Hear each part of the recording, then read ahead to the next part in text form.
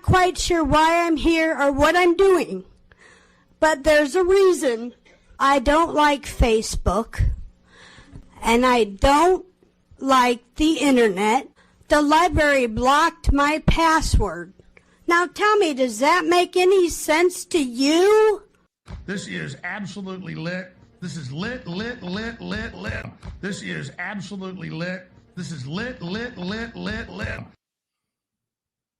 This is absolutely lit. This is lit. Had to get a third one in there. Ladies and gentlemen, welcome to Dark Times with Dark Match Steve. Welcome, ladies and gentlemen. Are you ready to be shocked, amused, aroused, drained, and more?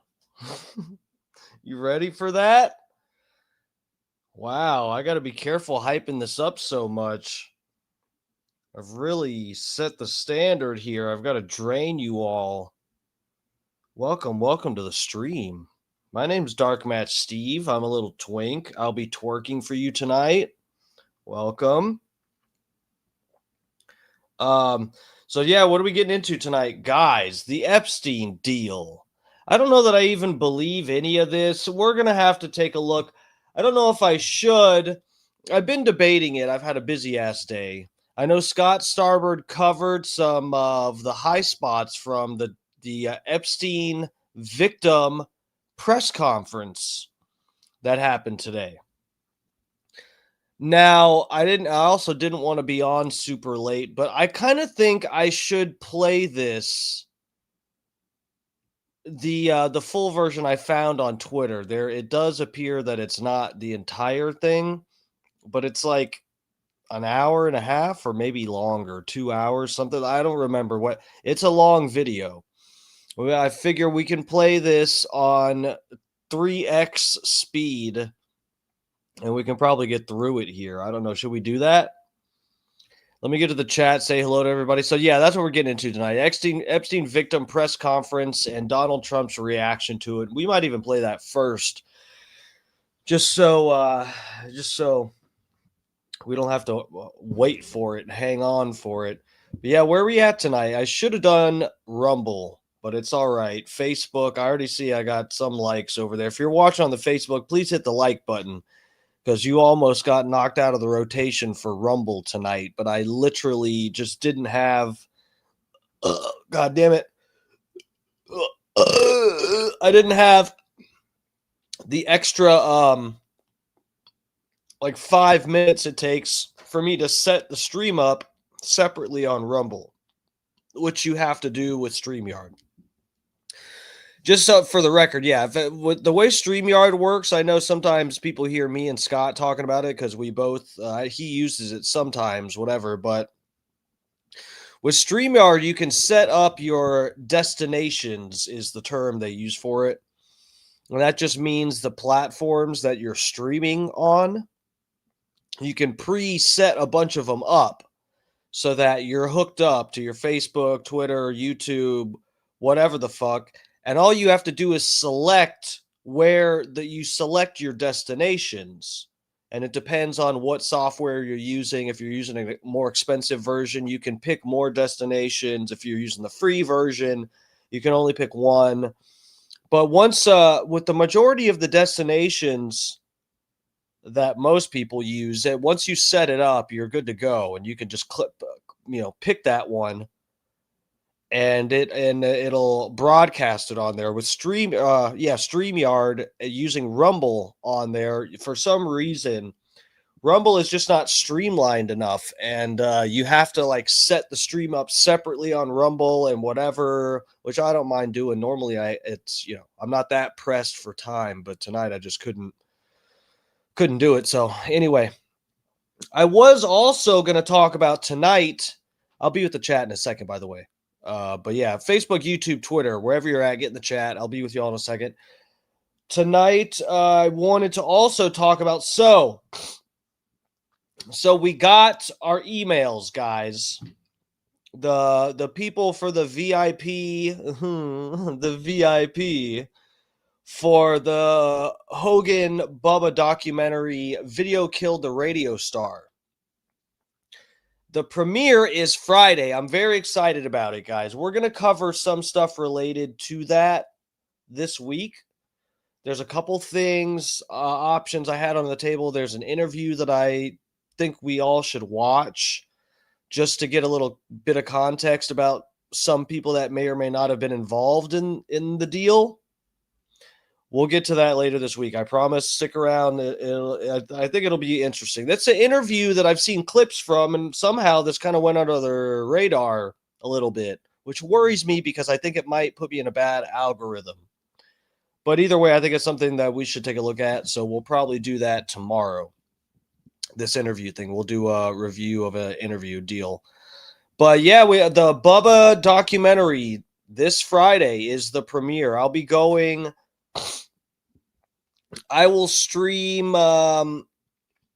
Hopefully, I can get there by like 5-something, 6 o'clock, and we'll be hanging. I'm not going to tell you guys where it's at. The theater that I thought. All I will say is, I thought because of the post on Facebook that the Bubba Army page put. I'm sure it was other places, Twitter, I don't know, but the one I saw made it seem like the documentary was going to be postponed again. So I kind of let the cat out of the bag, or I thought I did. Unfortunately, when I heard today that they're still doing the screening of the documentary on the premiere on Friday, the VIP premiere deal, they said they're still doing it. And I was like, fuck, they wanted to keep the theater a secret. And I kind of spilled the beans last night, but I didn't, actually. I didn't spill the beans because I got the wrong theater. So how about that? Lucky me. I didn't spoil it for everyone. So anyway, I'm not going to tell you where it's premiering, but yeah, it's not where I said it was going to be. It's not where a lot of people are assuming it's going to be. It's not where it's at. I know why people are thinking it's going to be at this certain spot, and it's because Bubba kind of tossed out the idea of it being at this one location, and it's not at the location. So it's still a big secret. I will, as long as there's no, I don't know if I should ask somebody or shouldn't. Maybe someone will just, tell me to turn my shit off, or Bubba. If I, I'm going to stream at least before or after the documentary. Hopefully I can do a live stream, show some of the red carpet and all of that stuff, and it won't be a problem in terms of leaking the location. Maybe I won't tell you guys where we're at, and I'll kind of just whatever. I don't know. But we'll figure that out. But I will be live streaming, at least if there's a problem before or whatever, I'll wait. But I will live stream some before. And then I will live stream also likely after the documentary is over. I also think I heard, and I've been really busy today, but I think I heard Bubba mention that he's going to do a Q&A after. So unless there's some problem with that, I might, stream some of that. I don't know if I'm assuming that's going to be inside the theater right after the film is done. I don't know, but maybe maybe I can stream a little bit of that unless somebody tells me that that's like a problem or something. But I think that would be really cool. And even if I can't stream, if someone has a problem and I can't do that, it's fine. I still want to be able to jump on and tell people what I thought of it, because I did not see the documentary at the party. Like a lot of the VIP people, I think, have actually seen the doc already. They saw the rough draft that was released at the annual party that we go to. I wasn't there for that. So this is actually, this is a brand new thing. I have no idea what happens in this or whatever is said. I know what happens in this because we've heard the story 1,000 times, but I don't know I know how the story goes. I just don't know how it's presented in this film. So we'll see how that, I'm excited. I'm really excited. When I heard that Nick Hogan was suing Bubba to try to stop the release, it really broke my heart. I was like, God damn. Actually, I had something fun planned for a Friday. It's been so long. It's either Friday nights for me lately have either been just streaming and then jacking off and going to sleep, or streaming and doing butt stuff with somebody else and then going to sleep. That's pretty much, that's about where my Fridays have been. I can't complain. It's nice. Either way, I get mines. So that's cool. But yeah, I'm glad it's still happening. I'm so excited. Let's get this fucking documentary out. I at least want, I don't care about you people. I at least need to see this thing before they get sued into oblivion by Nick Hogan and it gets canceled, okay? I need to see this. I have waited too long. Okay? All right, lovers, let me get to the chat. I'm got long-winded here. We're going to be on super late tonight, but it's okay. I've got my bong. We're going to be just fine, guys. Everybody grab a pre-roll, get some popcorn. Let's do it. Fat Pig's in here. Lover. I think our feud is over. I need to talk to the Fat Pig. I don't know if tonight, maybe he can call in tonight. If let's see how some of this Epstein shit goes, because I didn't want to be too late. But I do want to talk to the Fat Pig. We're trying to build our bridge back. I don't know what the fuck happened. We have to talk it out. Seriously, him and I talked for the first time ever since our feud started in Scott Starbird's chat about an hour ago or less. So, yeah, but the Fat Pig is back in the chat. Lover, I'm happy to see you. I really am. The chat ain't the same without the Fat Pig. Lover. Welcome. Bob Cook. What's up, Bob Cook? Lovers.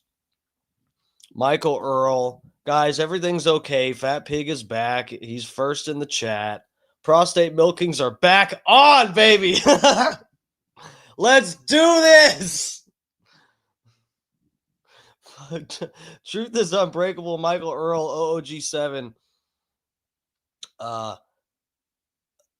Yes, White Ice Tea. Welcome, sir. And agreed. F. Nick Hogan. Dude, what a fucking disappointment. Sergio, what's up, lover? Welcome. Kevin Gable over on the YouTube. Thank you, sir. If you hit the like button, I see some people hit the like over there. Wherever you're at, please get in the chat and hit the like button. For real, we're going to get into some of this Epstein stuff. We need to talk about it because this is actually Scott made some interesting points on his stream. And yeah, man, I don't know what this means. We gotta watch this and talk about it. So get in the chat. Please hit the like button, guys. I hate to have to fucking ask, but it helps a lot. It really does. Jeff Cron, wubbity dubbity. True. Tap dance for the audience. You guys know I used to do that when I was a little kid. I used to do tap dancing. FaZe Cops, Morgan Elizabeth. What's up, Morgan? Thanks for joining us. Was Epstein there at the hearing? It wasn't a hearing. It was a press conference. But yeah, I think they actually dug up his corpse, which is actually the corpse of what's his name? The guy from No Reservations. It was Joe Rogan's friend. I forget. Anyway. Scott Starbird, what's up, lover? Scott's up in here. Scott's gonna probably not stay in the stream long because he's gone over all this stuff already. Richie April, bro, I almost talked about, so I've seen a little bit. I've not kept up entirely, but I've seen them fighting on Twitter and stuff. I've seen a little bit. I vaguely know the deal, but basically, like, Owen sort of implied that Alex Jones kind of censored him a little bit. And then Alex Jones is completely denying that. I saw Alex Jones replying to Dan Bilzerian on Twitter. Dan replied to an Owen Schroyer tweet talking about Alex censoring him. And then Alex replied saying, "Oh, we almost brought you on the show, Dan Bilzerian, but we see your true colors. You're despicable," whatever. They were fighting back and forth. Vex Vandal, what's up? What's up, bro? How's it going?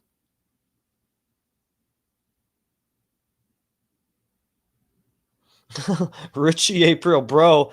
What if Nick Hogan presses you at the premiere, bro? Would you run? Run from Nick Hogan? No, let me say, um, if Nick Hogan was at the premiere, he'd probably be just as drunk as Ric Flair is whenever he's in public. I do not fear drunk people, of fighting drunk people. Let me say, I don't like being around really drunk people and having to fucking deal with them. But yeah, fighting drunk people, that's like that's cake. That's easy stuff there. I'm not intimidated by drunk people. It's really yeah, I don't know. He'll probably get a DUI that night anyway. So he's got bigger problems than Dark Match Steve. Nick is pissed, bro. He sued Bubba. We'll see how that goes. Dude, I'm telling. Oh, so you know what? Maybe I should. Well, who cares? I don't think I wouldn't say this on Bubba's show. Okay, I would not say this on Bubba's show because I wouldn't want to risk any kind of legal stuff. We can say whatever over here. I'm a jobber. I'm a mark. I'm just a fan. Guys, seriously, I'm not just trying to cover my ass here. I don't have any inside knowledge on anything, okay? I'm just putting that out there. But even from what happened today, you guys remember last night when I talked about the lawsuit that Nick Hogan brought against Bubba. When I talked about it last night, I kept telling you guys, I was like, look, it's apparently not Bubba's documentary. If you ask Bubba, he'll tell you it's not my documentary. But every single time they talk about the documentary, Bubba seems to have a Freudian slip and say that it's his or ours. Now, that could just be, because Bubba is like the main character and all of Bubba's staff and closest like friends and accomplices are like, it's like 90% of the film is it appears by the trailer. I don't know, but 90% of the film is Bubba and his friends and staff and everything like that. So maybe it's just something like Bubba's like, oh, it's our documentary because it's about all of us. All of us are in it, about the BRN, Bubba Radio Network, whatever.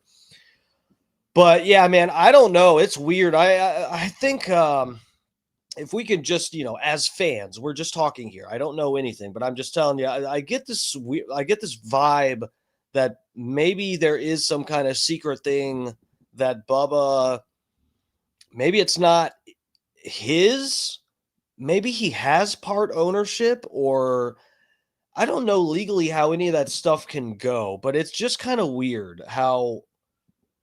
And do you guys remember Kevin Hazlett was on today? I was going to actually play some of Bubba's show today until this Epstein shit popped up into my algos.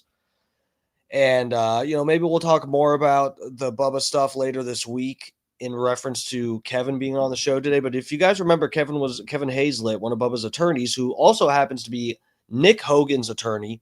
He was on Bubba's show today, sat in for like 2 hours.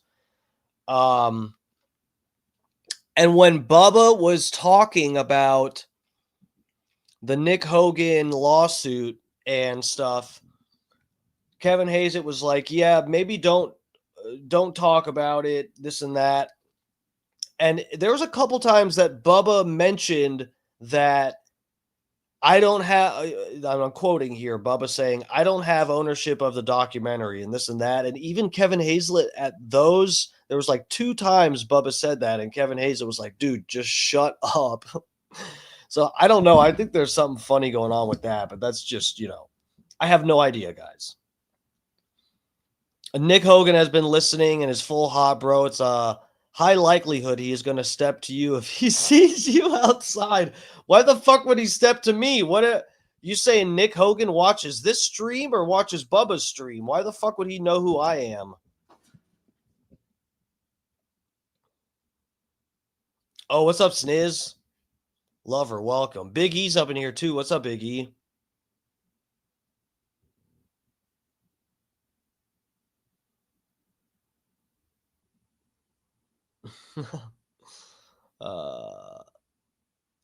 Vex Vandal, thank you, sir. That hat is fire.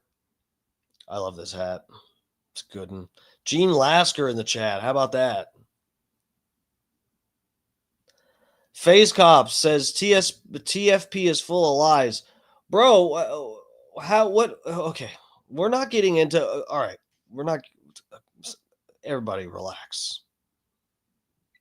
Everybody chill out so that I can chill out.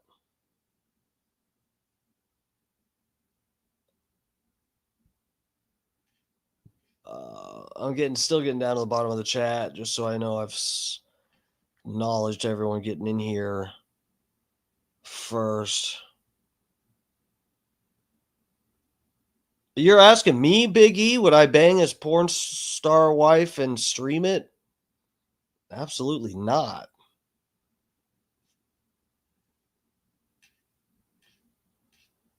Guys, if I'm going to bang a woman, it's going to be a nice, wholesome lady. Bart Hutchison, welcome, sir. Welcome. Kevin told Bubba to shut the fuck up. He sure did. What was I going to say? Yeah, guys, if I'm going to bang a woman, it's going to be a lady. Not a whore. I know that's crazy. It's crazy. All right, let's take it over to Twitter. Let's get this started because we're gonna be on here late. So I guess it turns out Donald Trump isn't dead. I don't know how. I have mixed emotions about that. Though, you know what, guys, the best theory, so we covered this on the stream a couple nights ago, is Donald Trump secretly dead? There was some funny business going on. And now that Trump is back, he's doing press conferences and whatever. And I know people are just going, oh, see, the like tinfoil hat people were, wrong again. Guys, let me get the chat up on the screen. Here we go. You guys are up now. Dude, so the funny business. So this is interesting. We won't get too much, and we'll get right into the Epstein stuff. But I was going to say there's a theory that what was actually happening. So if this is right, we weren't too far off on the stream here. There was some funny business going on. It wasn't that Donald Trump was dead, but there are these theories and rumors, and this is a little more likely to be true. Obviously, even looking, if we had talked about this a couple days ago, that Trump wasn't dead. Obviously, he was having, though, a medical situation. There's like theories going around about him having those TIA things. I forget what that stands for, but it's like basically a mini stroke. People were thinking Trump had like a mini stroke, and that was that one picture that they released where his face looked a little bit weird. And he probably actually had a little bit of facial paralysis due to the mini stroke thing. And I saw like Destiny was breaking down of medications he's supposedly taking and stuff that came out. And it made a lot more sense than Trump being dead, that he actually had like a medical situation and he had to kind of recover from it. And that's why we weren't seeing him. And why people on Twitter were releasing videos of Donald Trump saying this is from him golfing today and whatever. And even Twitter pointed out how they were fake. People were recycling old footage of Trump and passing it off as if he's like out there on the golf course doing cartwheels. So I think something was up, guys. Well, it looks like Trump's probably fine.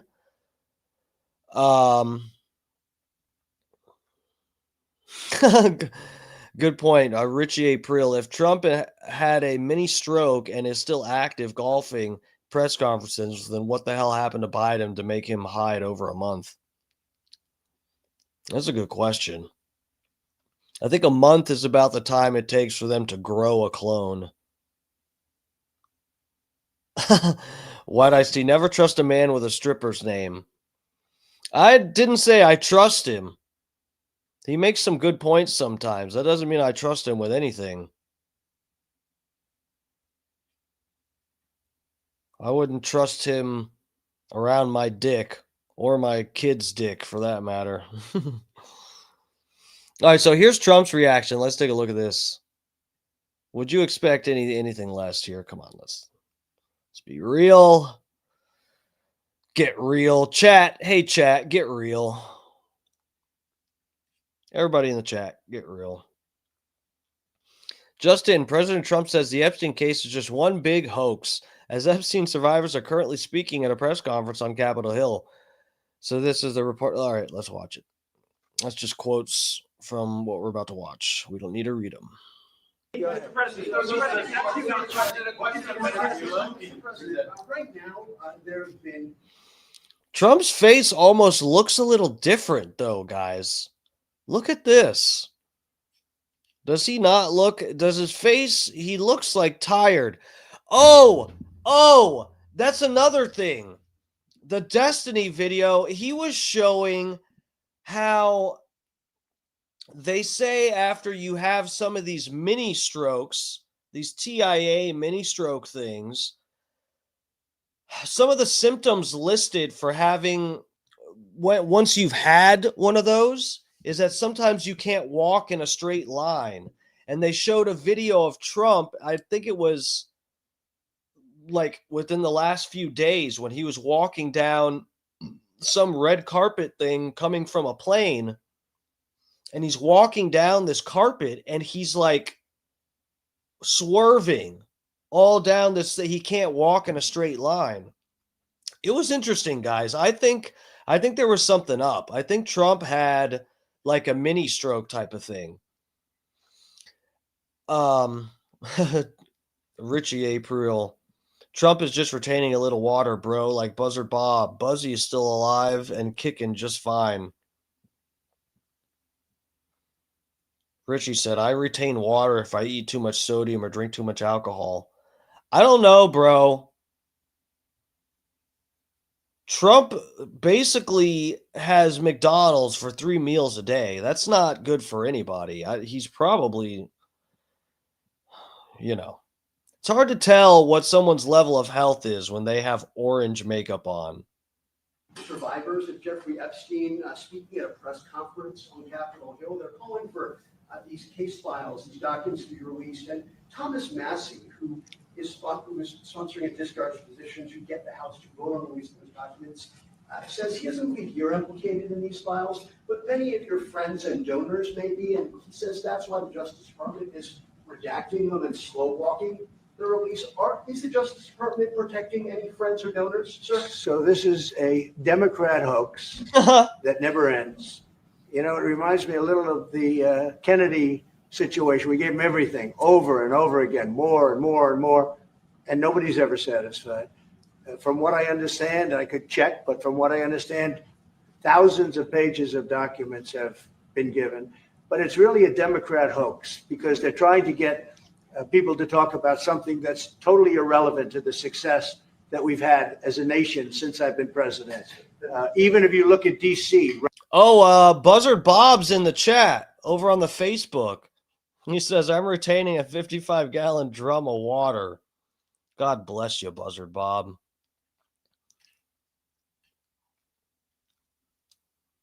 Trump drinks bag milk. Can't wait to not see Trump's name on the list. Bro, well, this is the thing, White Iced Tea. Trump, look, guys, this is just so bad. It's so bad for Trump to just go, no, it's a Democrat hoax. Guys, he campaigned on releasing information about Epstein. He campaigned on it, guys. This is not okay. The prosecutor who we're about to see, we've discussed this on this stream before. We played the video, this prosecutor crediting Trump for helping take down Epstein. Why doesn't Trump, what scares me is how much Trump is trying to distance himself from this and claim that it's a hoax. when anyone paying attention remembers Trump, number one, was friends with the guy. The way that Trump will not acknowledge any slightest percentage of this is worrying to me. And then also we're going to see the prosecutor credited Trump for helping take down Epstein. Why won't Trump even acknowledge that? Why can't he say, yeah, Epstein did some bad stuff? Hold on a second. We got Tampa Terry calling in. Hold on one second. I got to get you guys on this tab so you can hear Tampa Terry. Let me play his parody song for just 1 second while I pull him up here. Play it.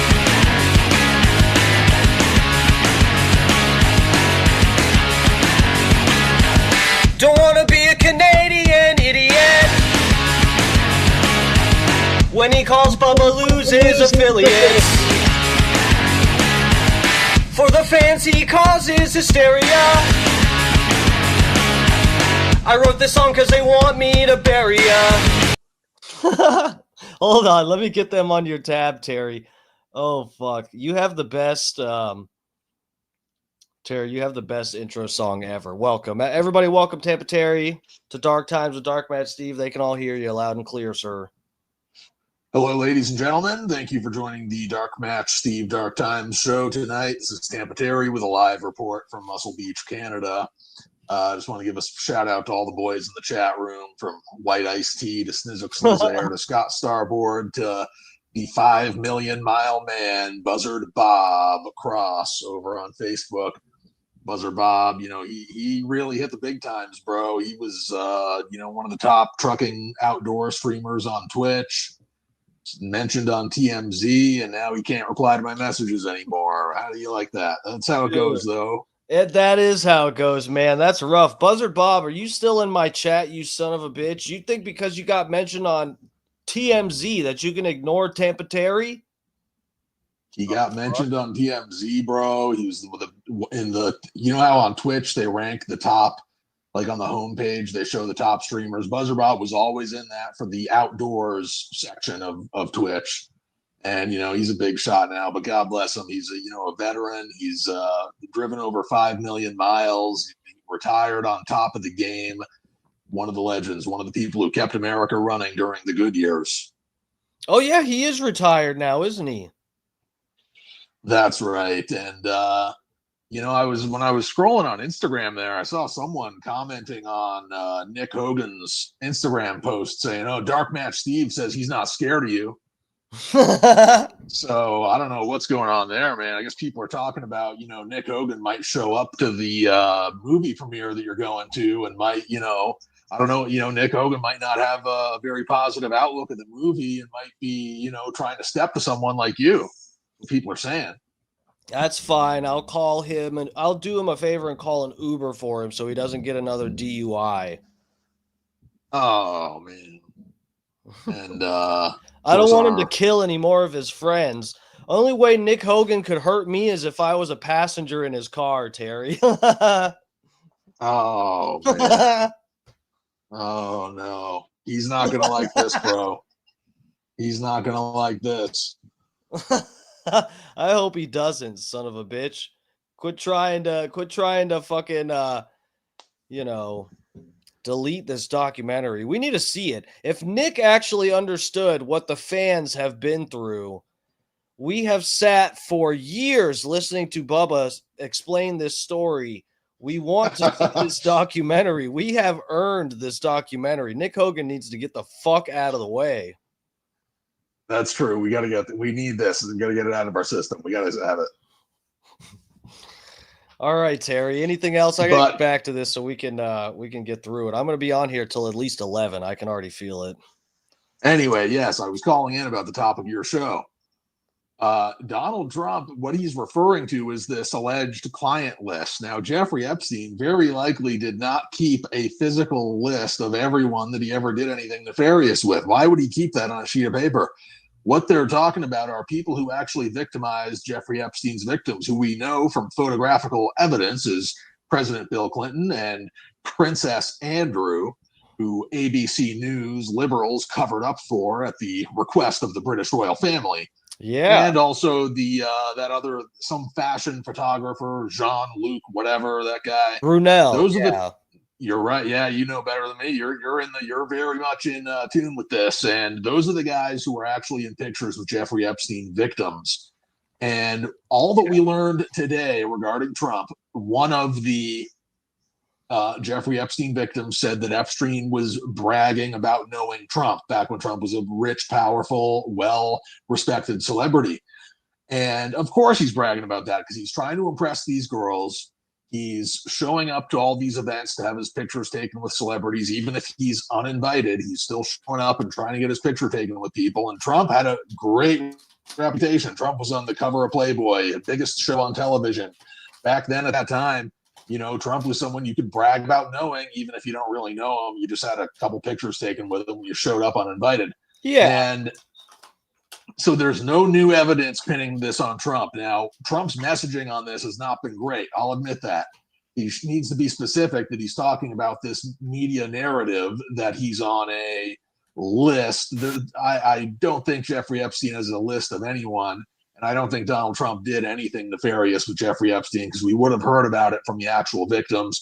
And simultaneously, there was a report on NBC News tonight, radical left-wing globalist NBC News, where they had a panel of approximately 10 people who were, some of them were Jeffrey Epstein victims, and some of them were employees who were victimized in one way or another. And they all said they never saw or heard anything Trump did bad. Jeffrey Epstein has a picture of Bill Clinton getting a massage from one of his victims before they go in their private plane. That picture's been around for a while. So Bill Clinton's a lock-in. Princess Andrew's a lock-in. Yeah. Trump, it's all speculation, in my opinion. Now, I'm not going to take up any more of your time tonight. I know we're pressed for time. Now the fat pig is in the chat being a baby saying, oh, I'm not going to go into that. Tampa Terry's going to overshadow me. So anyways, bro, I'm going to sign off. If you go to the movie premiere, bro, I think you should still go. Even though Nick Hogan's looking for you, I think you should still go, bro. And don't back down to him, bro. I heard on the news he's a drunk, and don't back down to him, bro. You got this. Don't let him get to you, man. I won't, Terry. Thank you. All right, have a good night. God bless, boss. Look at Jack, by the way. Look at Jack, by the way. Let's get a flex. Oh, god damn. Oh, the striations. Holy shit. The fat pig. I saw what you put. I could take your call, lover. I knew Terry was going to get into some of the Epstein stuff. What was I was going to reply to what Terry was saying though? Okay, just to respond to what Terry was saying there. So this is my thing. I am not 100% convinced that Trump is like on the list.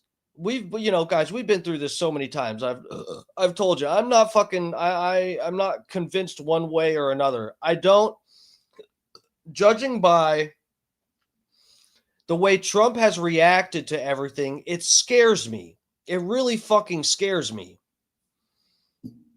But it doesn't mean that he is necessarily what if it is literally some of Trump's closest friends?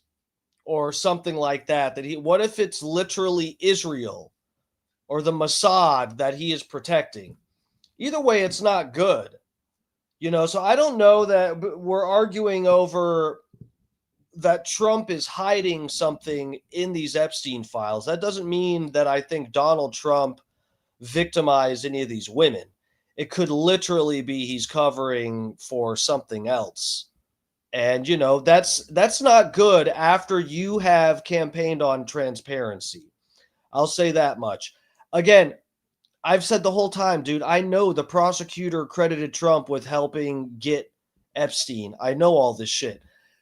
But, that's also what a confidential informant does. A confidential informant who has gotten busted doing something, a lesser crime, tries to help take down the bigger fish to escape prosecution or get leniency. to some degree. And again, I'm not saying that I think that is the case with Trump. I'm just saying that is a possibility. Just because Trump helped to prosecute Epstein does not mean he's not guilty. So there's just, I don't, let's get into this. Oh yeah, we're still on this Trump video. Okay, let me get you guys back on the Twitter tab here. We'll get through this real quick, then we'll check out some of the press briefing. Right now, DC, it's a totally safe zone. It's called the safe zone. That's a term. It's a term of art. It's a safe zone because it's very safe. You can walk down the street now and nothing's going to happen. No crime, no murders, no nothing. Because we had a lot of problems with certain places, and we still do. All run by Democrats, or for the most part, run by Democrats. So what they're trying to do with the Epstein hoax is get people to talk about that instead of speaking about the tremendous success, like ending 7 wars. I ended 7 wars. Nobody's going to talk about, because they're going to talk about the Epstein, whatever. I understand that we were subpoenaed to give files, and I understand we've given thousands of pages of files. And I know that no matter what you do, it's going to keep going. And I think it's enough, because I think we should talk about the greatness of our country and the success that we're having. I think we're probably having, according to what I read, even from 2 people in this room, we're having the most successful 8 months of any president ever. And that's what I want to talk about. That's what we should be talking about, not the Epstein hoax. When's going to make a decision on Ukraine, Mr. President?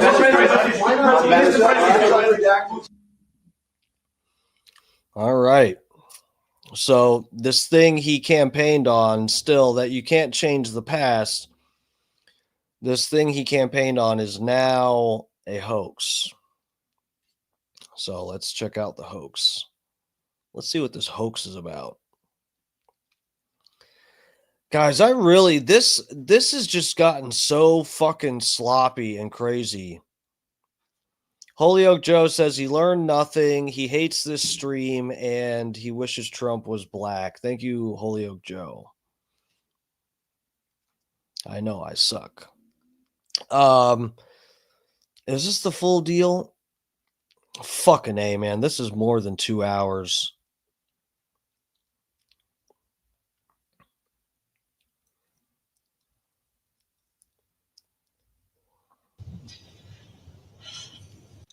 For months, I had to avoid Jeffrey, but he told me that if I wanted to succeed as a Ford model, he could make it happen. And he was right. He introduced me to Katie Ford and many others in the entertainment business. His grip on the modeling business was undeniable. Not just the Ford family, but Victoria's Secret, Faith Cates, Jean-Luc Brunel, Victoria's Secret. Epstein's reach went to the very top of fashion. He could make a model's career. What I didn't realize then was that once he lured someone like me in, he could also destroy my career if I did not do what he wanted me to do. Let me say, guys, I just know this is going to be disappointing. I can already tell. I'm just disappointed, guys. Don't be mad at me that I'm disappointed with this and Trump and whatever. Because, look, we were promised something. We were told. Don't let anyone change history. Right before your eyes, they're trying to change it. Pam Bondi saying she had the list on her desk. Kash Patel and Dan Bongino saying we're going to get a full, unedited copy of the security footage proving, as Dan Bongino said, proving beyond a shadow of a doubt, 100% proving that Epstein deleted himself from Minecraft. Okay? Let's not forget that we were told this, and we have not gotten any of that. And again, this does not mean I think that Donald Trump victimized some women. That's not necessarily what that means, even though that is maybe a possibility. But what that means is we've been bait and switched. There's just no, you can talk about, I'm focusing on Epstein too much. Guys, I'm sorry. They did this to themselves. The Trump administration did this to themselves. This is not your fault or my fault for being suspicious. They released an edited version of the security footage, and people still to this day think that the cell on the right, up close to the camera view, people think that that's Epstein's cell. It's not. We don't have good footage of anything. And the footage we got certainly does not prove what Dan Bongino and Kash Patel said it would prove. So there's something going on. I'm sorry. There's something up. In New York City. This is going to take 5 hours. I'm putting this in. What do we got? 10x speed? Countless young women were abused by him. Everyone in the industry knew, yet he was too powerful to stop. He had friends in all over entertainment. Jesus Christ, Sniz. That is not the case. Bro, I voted for him. You think I want that on my conscience? That I voted for somebody that banged little kids? Absolutely not. Sniz, come on, bro. Wait, come on. Dude. It's not my fault. Kash Patel and Dan Bongino told us we would get undeniable evidence. I'm sorry, dude. That is not my fault. If I was going to be the director of the FBI and I had told you guys that we would have all of the evidence, then I would feel guilty. I'm sorry. That wasn't me. That was Kash Patel and Dan Bongino. And arts and his value to those friends made him untouchable. But I ask you why? Who was he to our government that he was allowed to operate openly for decades? Why was he allowed to sponsor visas for young models, using their immigration status as leverage to abuse them and silence them? Epstein was not just a serial predator. He was an international human trafficker. And many around him knew this. Many participated and many profited. And yet he was protected. I know what it's like to be trafficked to others. I know that the files contain the names of powerful men who have been shielded because of their fame or their fortune. So I stand here today, not just for myself, but for every woman who has been silenced, exploited, and dismissed. Thank you. And we are not asking for pity. We are demanding accountability.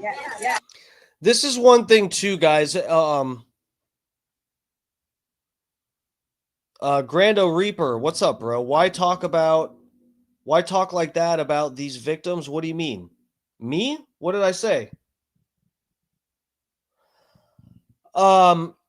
What I was going to say is this, I can already tell this is going to be disappointing. You know, we all know what we want to see is the operation that was happening. It seems like the only thing that we're ever going to get here is, oh, not me. You're talking about people in the chat. I see. Look, I'm not here to hear sob stories from women who fuck their way into success. I'm sorry, that might sound cold, but that's not what I came here for. Okay, you guys are going to tell me that basically Jeffrey Epstein was the Harvey Weinstein of the modeling community and was basically... He trafficked hundreds of women just so he could fuck them with his egg-shaped dick. You guys are going to really tell me that that's the thing. When we've got whoever he was in Florida, the prosecutor, whoever the fuck it was, the guy that then now is under the Trump administration who went easy. He went easy on Epstein. Remember, he testified that he was told Epstein was intelligence, okay? Let's not forget that, guys. So we got a press conference here. There's going to be all these women, and they're going to tell you, oh my God, I was forced to have sex so I could be a successful model. It's like, okay. Really? Is that what Trump is hiding in these Epstein files? Is that what everybody's being so fucking weird about? Is that Epstein gave women really good careers in modeling after they've sat on his fucking Easter egg? This is going to be really underwhelming. Congress must choose. Will you continue to protect predators, or will you finally protect survivors? Right. Transparency is justice. Release the files, end the secrecy, and stand with us in declaring that no one, no billionaires, no politicians, not world leaders, is above the law. And let me announce now, several of us Epstein survivors have been discussing creating our own list of names. We know the names. Many of us were abused by them. Now together as survivors, we will confidentially compile the names we all know were regularly in the Epstein world. And it will be done by survivors and for survivors. No one else is involved. Stay tuned for more details on that. Because history is watching, and so are the women who will come after us. Thank you.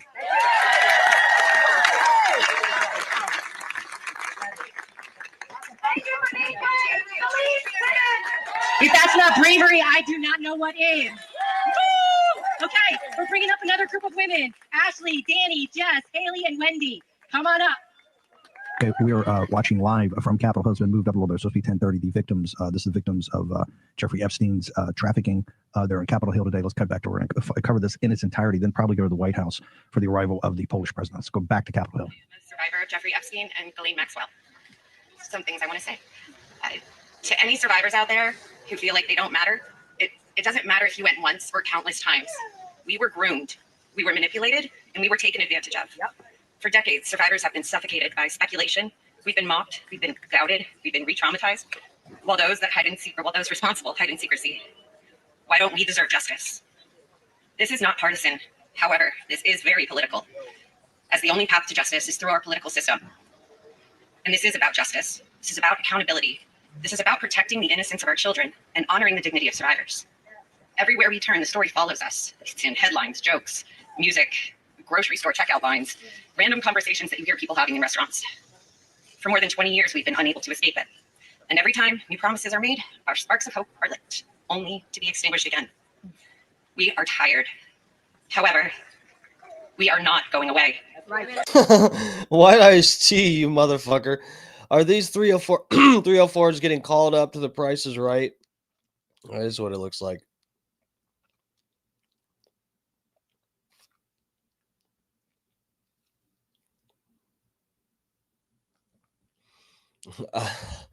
Holyoke Joe has elbow macaroni shaped penis. Which way does it bend, though? Does it bend sideways or up or down? I've told you guys, I wish my penis bent upward. I think those look cool. When they curve up a little bit, mine just goes straight out, like straight at a 90-degree angle from my body. Just straight out. I wish it had more character, like it curved upward or something, like an elbow macaroni.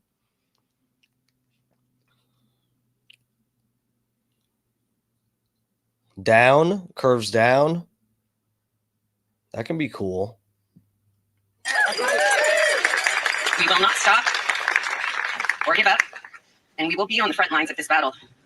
We are no longer scared. And let's be clear, there were so many enabling adults. Those enablers actively turned a blind eye, and they are the greatest danger. And you know who you are, as do we.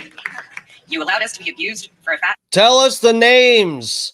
You notice no one's giving us any names. These bitches said they're going to compile their own list. Give us the names now. Why are we like, why is everyone playing this fuck? It's like everyone is involved in a blackmail scheme here. It started off with the Mossad and Epstein, and then it's like now Trump has control of the Epstein files, so he has the leverage. And then now the victims are coming out, and they're like, oh, well, you know what? We're going to make our own list.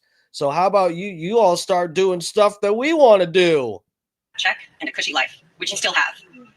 And to those in power, hear us clearly. Do your job. Release what needs to be released. White iced tea. That's kind of what I'm getting at, bro. They'll give us names for a payday. And by payday, I mean the candy bar. Bro, what the fuck is going on, though? For real, no one's going to give us any fucking names. The government won't give us the names. Donald Trump won't give us the names. The victims won't give us the names. No one will give us any fucking names. Yes. And hold those responsible accountable. Survivors, sorry. Survivors deserve peace. Survivors deserve truth. Survivors deserve justice. And to my fellow survivors, your voice matters, your story matters, and you matter. Together we are louder than the silence. Together we will not stop until justice is done.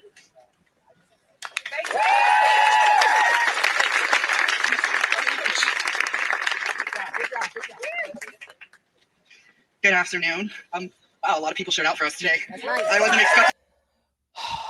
Man, you know, I don't know what to think about this. I don't know. This really, I've seen other clips from this. We're going to watch more, but it's like this looks like a glorified Harvey Weinstein situation.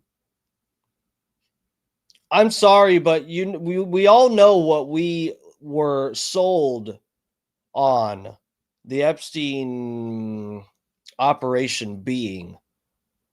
And a Harvey Weinstein scheme was not what we were thinking. Hashtag me too. Yeah, 2.0. Yeah, it's bro, I don't fucking know here. How am I supposed to have sympathy for these women when they had nice modeling careers and stuff? All they had to do was suck an egg-shaped dick. I was never even given the option of sucking a dick for success. I'm here virtually twerking and edging you guys to try to scratch and claw my way to the top of the YouTube charts. It's going to be a long journey, guys. It's going to be a long journey. We got 14 people on YouTube here. Well, we got people watching other places. I got like 40 right now, which is okay. But yeah, guys, where is the dick? I need to suck that dick. I'm short on time. I've got a lot of talent, and one of my talents is sucking dick. Give me a modeling career. What an incredible feeling, and thank you for everybody for being here. I'm going to try to make this as quick so the other girls don't have to be crunching for time. My name is Haley Robson. I came out in 2019 on the documentary Filthy Rich. I have been very focused on bringing more awareness to all of the survivors. I am so proud to stand with them. I am so proud to be up here to support them because they deserve all the love and support. And I just want to say to the women who chose this moment to come out for the very first time about your abuse, I cannot think of a more important, greater purpose in life than to stand in solidarity when time is against us, when the politicians have made us an enemy, when the world is watching and everybody is hoping for some type of result. Thank you for choosing this moment for the first time to be so brave to come out and stand in solidarity. Man, White Iced Tea, Grando asked, does Trump act like an innocent party? White Iced Tea responded, Grando, yup. Dude, I don't know, man. Sniz, I hope Sniz was kind of joking. I don't know if he's being serious. He actually thinks that I want Donald Trump to be implicated. I absolutely do not, guys. For real. I mean, that's not a joke. I don't want someone I voted for to end up having been a kid toucher. Are you fucking kidding me? It just doesn't look good to me.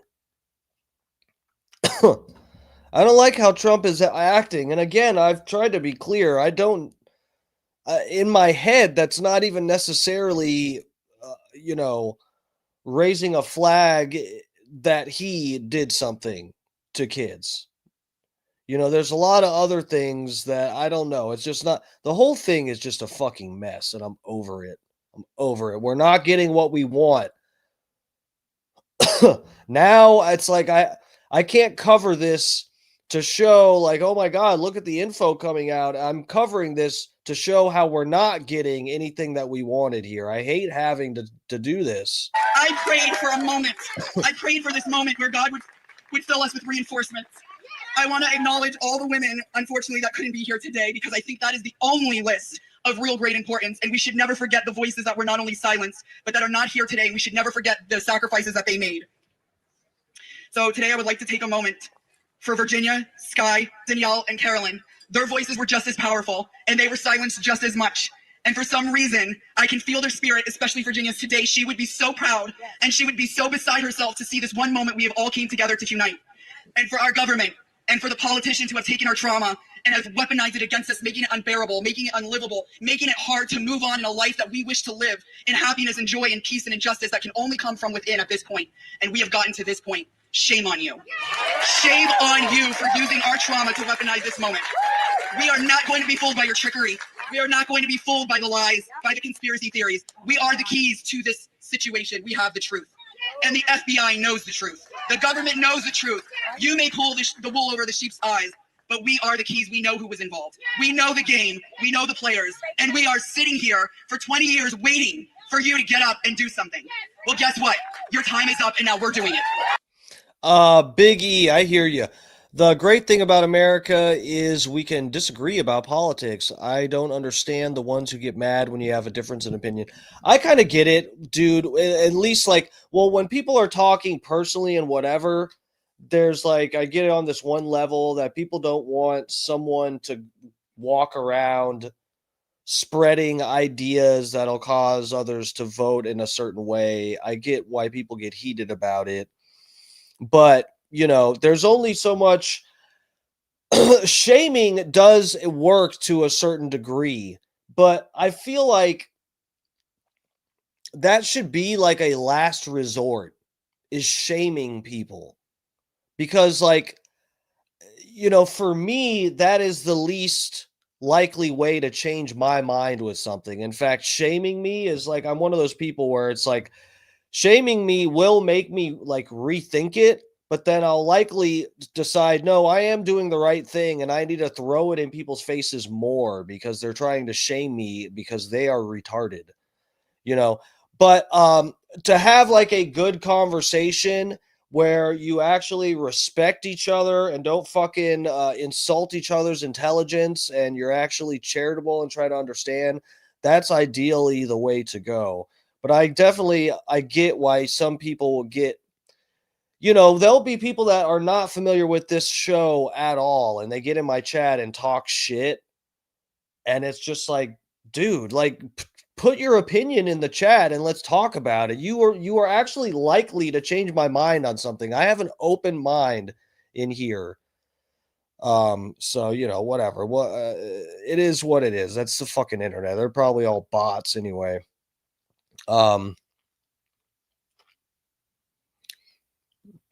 Scott Starbird said, if Epstein and Ghislaine stuck to 18 plus, they wouldn't have done anything wrong, in my opinion. You're saying with the data we have so far, right? You're saying if the victims, according to the charges, if the victims were above 18, then none of the charges would have stuck. There wouldn't be any charges, according to what the charges are on the books at the moment.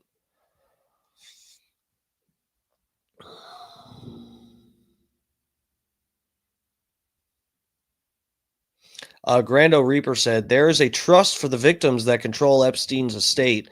These are the people in that trust. You can believe that they are not real victims, but the facts don't care about your feelings. Quoting Ben Shapiro. Hell yeah.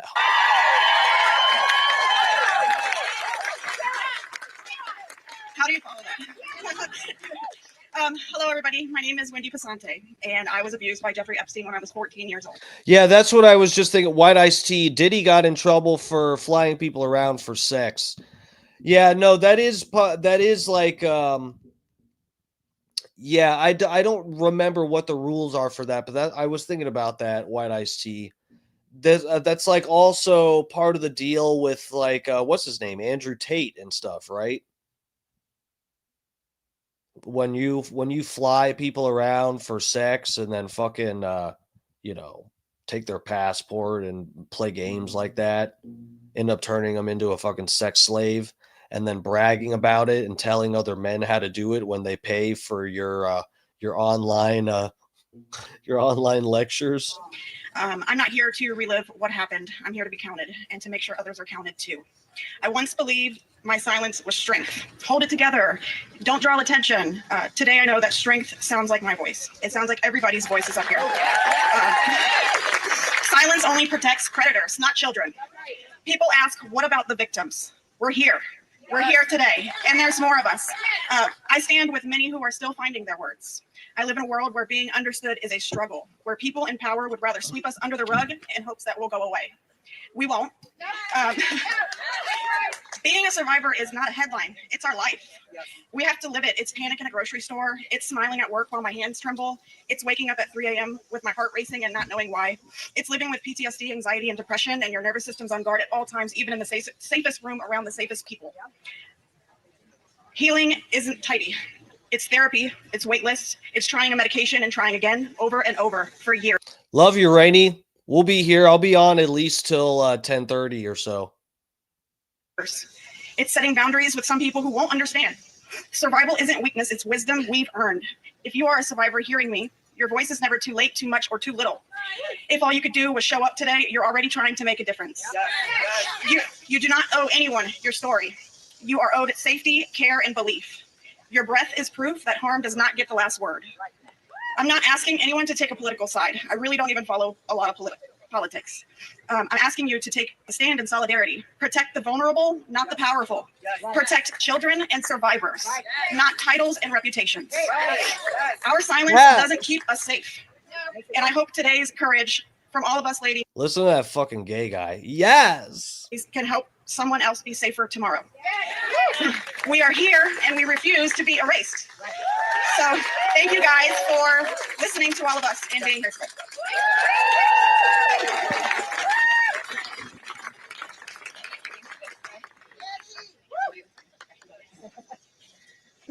Oh, hello, everybody. Thank you for being here. As I stand here today and look around, I want to acknowledge what it feels like to be in the presence of these incredibly brave, powerful women that I stand up here with. I am so empowered by each and every one of your fortitude, and I am following in the brave footsteps of those that came before me. While we each have our own stories and walk down different paths of life, we are bonded together as survivors. When I look into these beautiful faces, I am reminded that we all started our journeys with big hopes and dreams. Jeffrey Epstein and his co-conspirator, Ghislaine Maxwell, stole and systematically destroyed those dreams. We are a mosaic of shattered hopes and dreams at their hands. As an aspiring dancer, the manipulation came in forms of offering me dance studio space, discussing opportunities to meet with ballet masters, and aiding a very ill family member of mine, none of which would ever come to pass. Instead, I was left in a cycle of abuse that wore me down and broke me. When it happened, I would have to completely disassociate. Similar to a coma, my brain would need to protect itself, so I don't know, Grando Reaper. Is there a Q&A during this? Scott Starber, do you know? Was there a Q&A? I guess it would be at the end. They're waving signs in the back calling Trump Republican pedos. Not one sign was against Dems. Yeah, no, it does seem, I saw you guys talking about it. Grando said, I'm not dumb enough. Where was it? Yeah, I'm not dumb enough to believe Democrats are not using these women to damage Trump. No, that's true. And it is funny, Scott was talking about how each of these women pretty much come up and say, this is not a political stunt. This is not a political thing. Except for the one chick said, oh, yeah, this is politics because politics is how we change, whatever, the world. But, yeah, they're talking about, oh, it's not politics, but they've got signs and everything. I mean, this is definitely this is like a Epstein deal that turned into an anti-Trump deal. But, I don't know how much... Guys, I mean, I'm sorry. Trump kind of fucking shot himself in the foot here. None of this would be a thing at all if Trump and his cabinet and his supporters, the Charlie Kirks and the DC Dranos and the Pam Bondis and all these fucking people foaming at the mouth talking about this and how we're going to get all this, and Trump campaigning on it. None of this would even be... Guys, None of this was a thing when Biden was in office. There weren't women protesting, all the survivors doing press conferences together when Biden was in office. This was not a thing. But it's been turned into an anti-Trump thing, and it's partly Trump's fault. But I know it is like, if you're paying attention, I think, and if you're anywhere near the headspace that I'm in here, this is a bigger picture kind of thing. This isn't an anti-Trump thing. If I'm being extremely charitable, you could argue they're turning this into an anti-Trump thing, partly because Trump campaigning on it and it looks suspicious and all that shit. But then it's like Trump is kind of the perception of it. It appears that Trump is fighting the release of certain information in these files. But still, this is supposed to be a bigger picture kind of issue, and it does appear it's been turned into an anti-Trump thing, which isn't exactly fair. Retreat and choreographing in my own head to escape the cruel acts that were being carried out on my body. After, I would go to the studio bundled in giant baggy clothing. I remember standing there, staring in the mirror as if it were an empty void. I was past the point of tears. There was nothing left. I was a hollow shell of myself. I could no longer watch my body move, let alone dance. He had taken something sacred from me. 2 decades later, I am still experiencing lingering effects of what happened to me as a teenager. I am just one story in the mosaic of women taking back their power by confronting the horrific truths of their pasts due to Jeffrey Epstein and Ghislaine Maxwell. We stand here today in the nation's capital for no other reason than to say that women's voices will not be marginalized. We stand together as a mosaic of stories, but we're also finding our way back to ourselves. We are reclaiming the fragmented shards of the hopes and dreams of our past to paint a better future for the next generation of women. This story has come to Washington to be told. We will be heard. Thank you.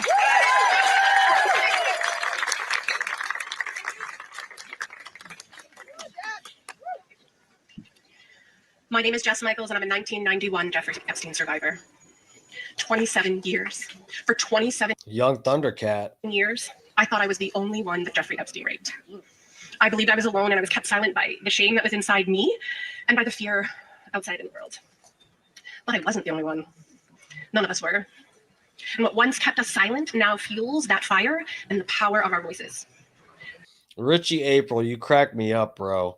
Dark Match Steve, have you seen Trump's patented arm yank handshake, bro? Do you think you could withstand a Trump arm yank? Looks like he's been yanking too hard himself, dude. He's all bruised up on his hands and shit. I don't think he can withstand his own patented handshake. He's been doing a little too hard. But I don't want to seem like I'm dodging your question here. Honestly, it would probably fuck my shit up, and I wouldn't be able to do shoulder press for at least a month. So, I'm not going near Trump's patented handshake. Thank you for that. That was a good question. We are not the footnotes in some infamous Predator's tabloid article. We are the experts and the subjects of this story. Yes. We are the proof that fear did not break us. Yes. And we don't just speak for ourselves, but for every survivor whose story is still unspoken. Yes. For those. Richie said he yanked Putin's arm twice, bro. Almost knocked Putin off balance.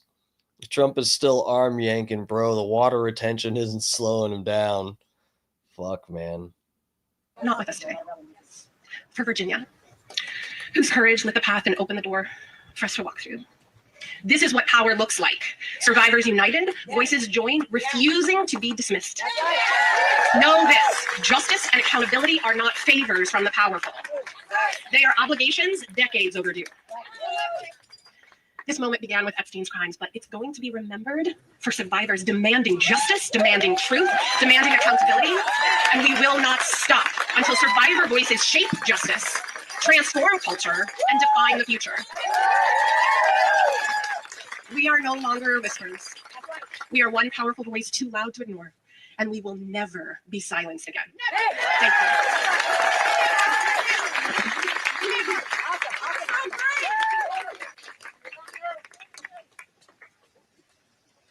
We aren't just cum dumpsters.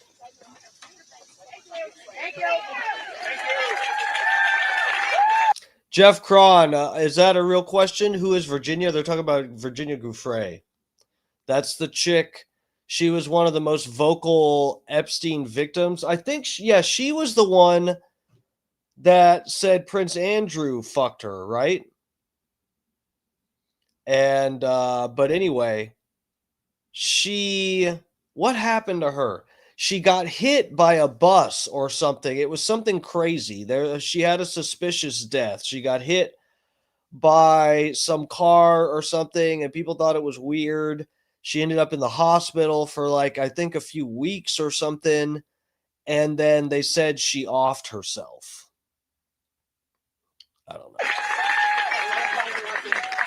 Okay, this is actually a pre-press conference. What's going to happen? They're going to migrate now over to the well, and let's see if we can pick up anything from the microphone right there. Pre-press motherfucker. Where sometimes survivors are ready to be seen, they're not ready to be heard. And so we would love to bring you up because you represent so many survivors who are so critical to this story.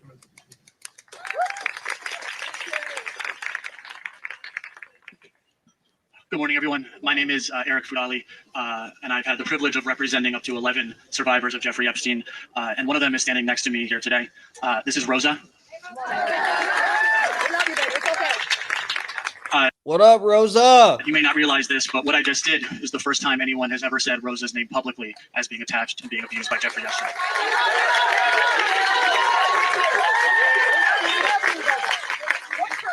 And this is also the first time she has ever appeared publicly.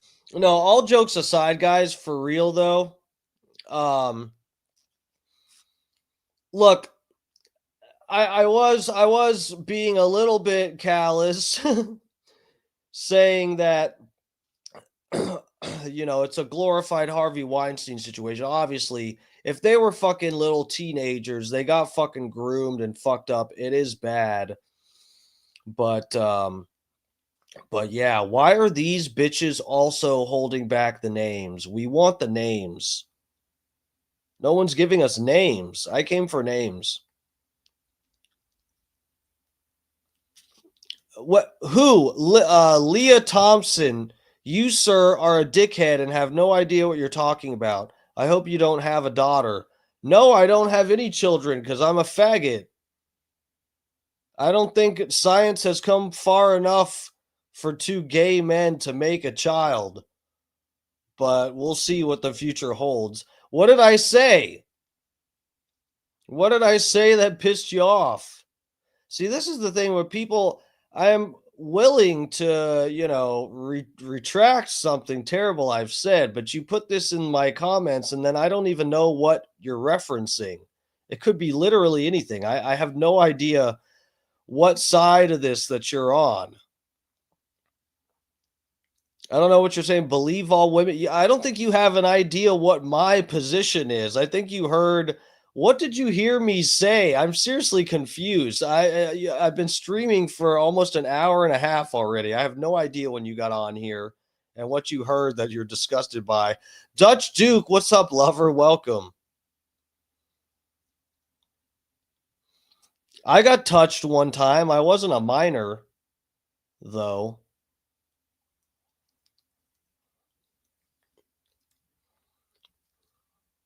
It wasn't nice. It was not fun. I didn't like it.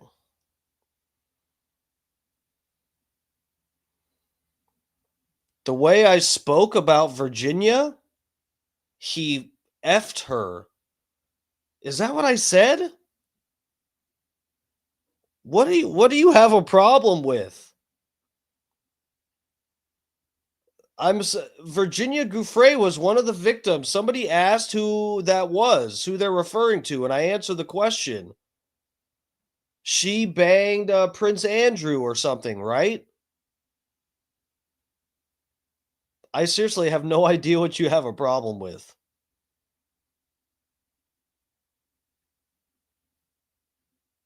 Do you think that I don't believe Virginia Giuffre was a victim? I seriously have no idea where you're coming from. As a survivor of Jeffrey Epstein. And I say that because it was last night that she flew into Washington, D.C., inspired by the solidarity of all of you, by the compassion of all of you, and by the courage of all of you to be here today. And I'm so proud of Rosa, and I'm so proud of all of you. But the truth is, Rosa shouldn't be here today.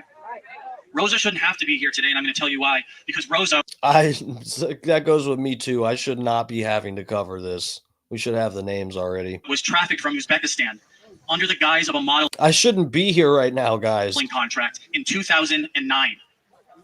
That means that Rosa wouldn't be here today if Alex Acosta had Jeffrey Epstein in his grasp, had what every single... Yeah, Alex Acosta. There you go, guys.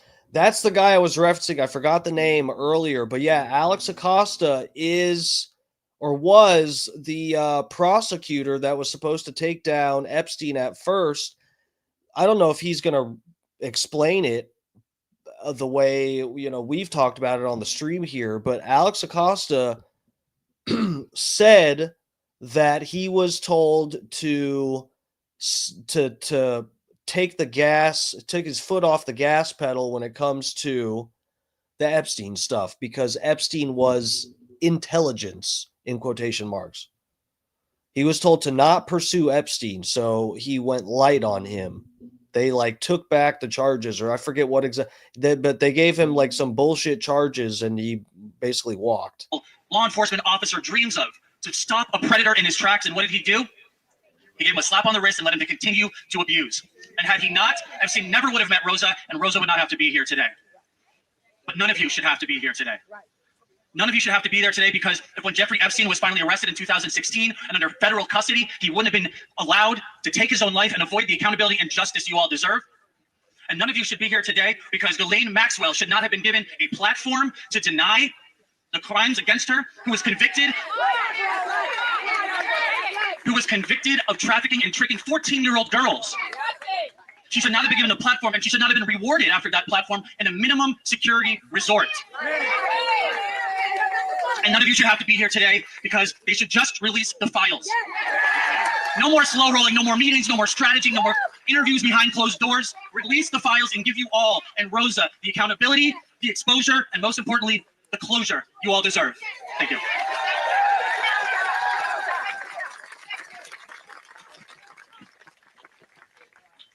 Our last speaker this morning is no stranger to the plight of survivors. And so with that, I'd love to welcome Gloria Allred to wrap us up here. Oh, this bitch.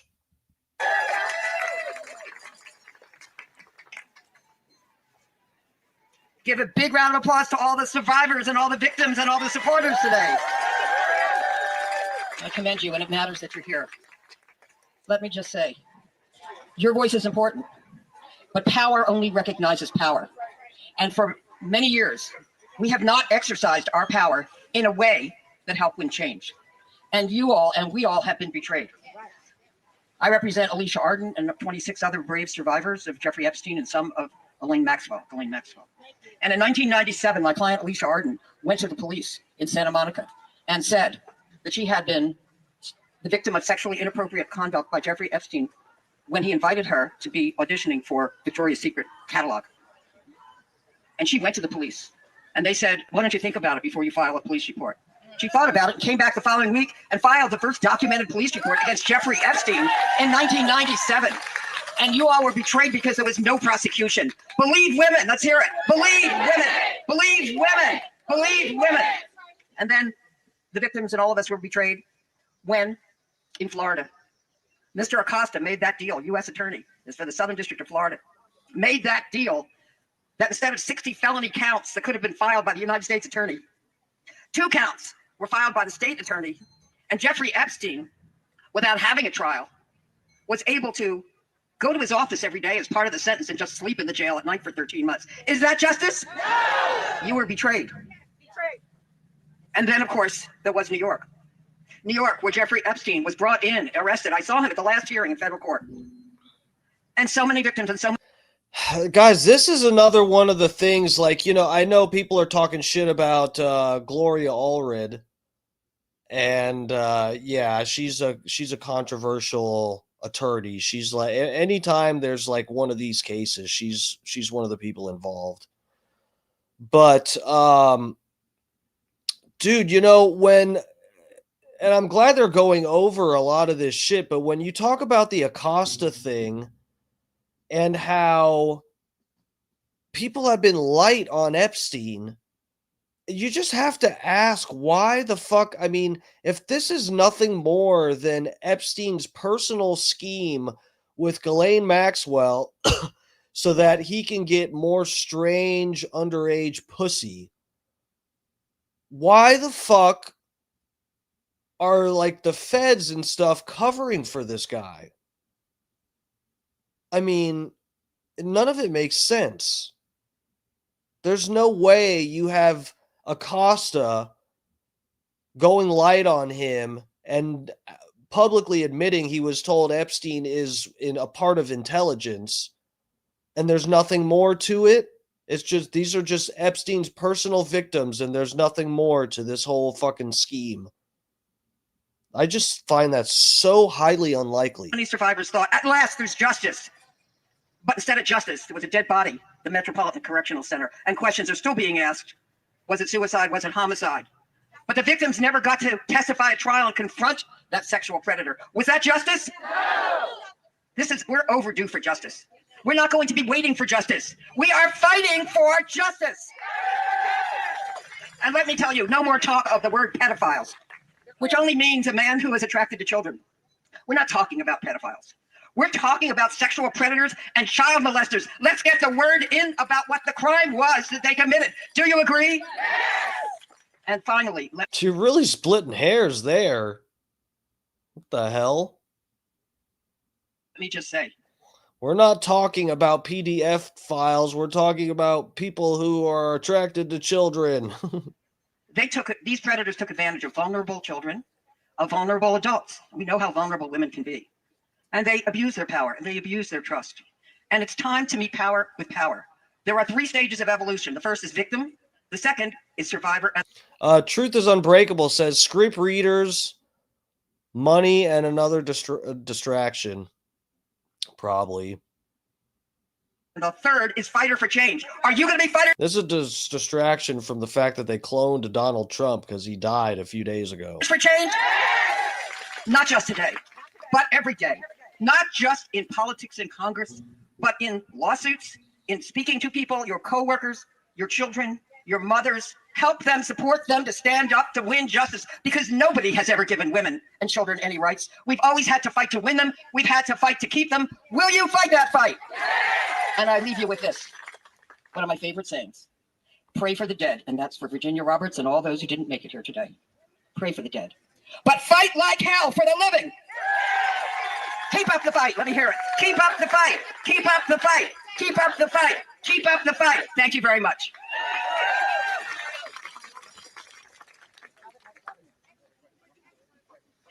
Thank you, everybody, for coming. One last unbelievable rallying cheer for all the survivors here. What do we want? When do we want it? Now! Okay, everybody, there's a press conference starting in a few minutes. Do you want to just go on over, and we'll meet you over there, whoever wants to. Okay, we're going to go here. live. Also, you have Tom Massey and Ro Khanna. The reason this is happening today, there's a discharge petition. What a discharge petition means that they can actually take it to the floor for a vote. They got all the Democrats, I think 212. Massey has, he says, 4 Republicans. So I think there are 3 other Republicans. There are 216.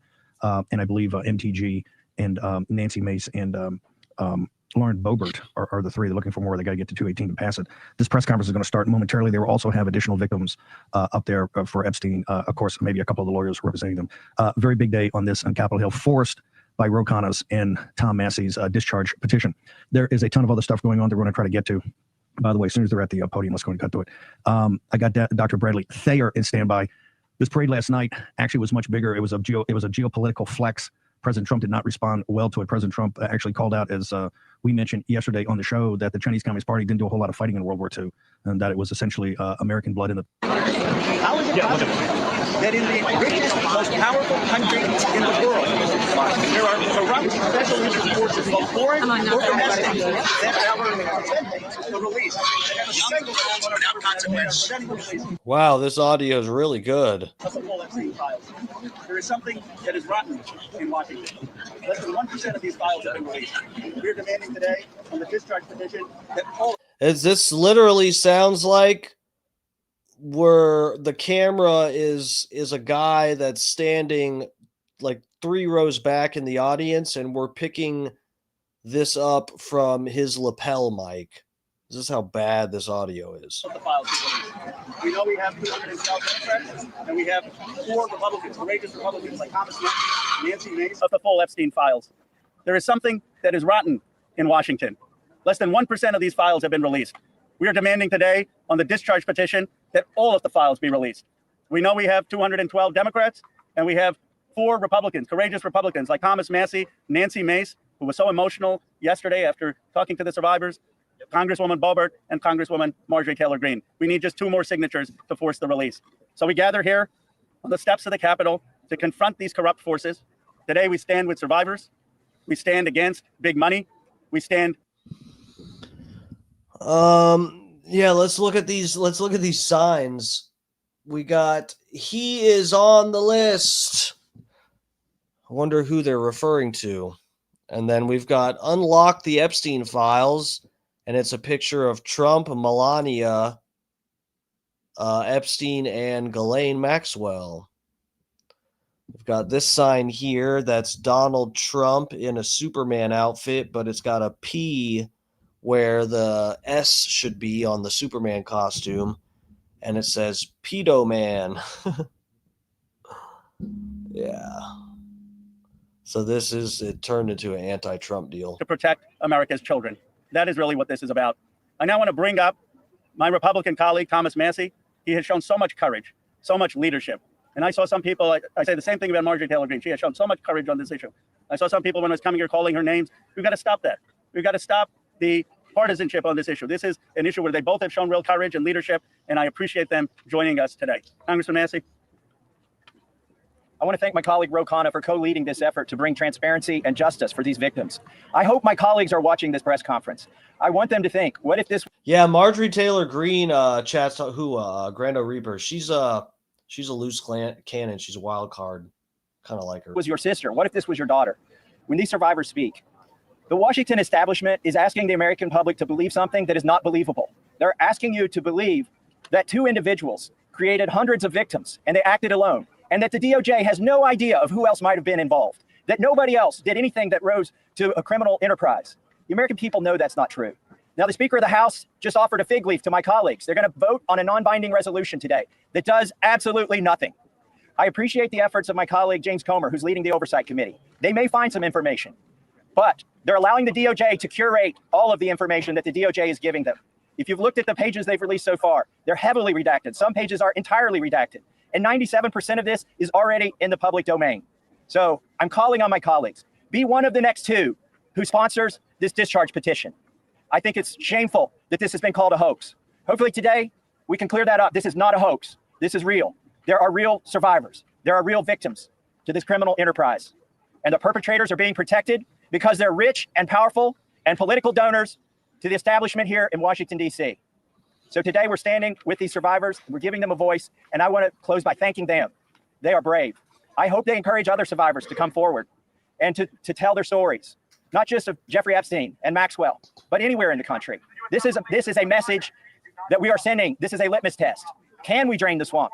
Are there people who are outside of the reach of the law? I don't think there should be. So hopefully today we'll get 2 more signatures on the discharge petition. That's all we need. And with that, I want to introduce the bravest woman in Congress, Marjorie Taylor Greene. I find it interesting that the 3 Republican co-sponsors are women. These are women standing up for women. And Marjorie was the first to do it.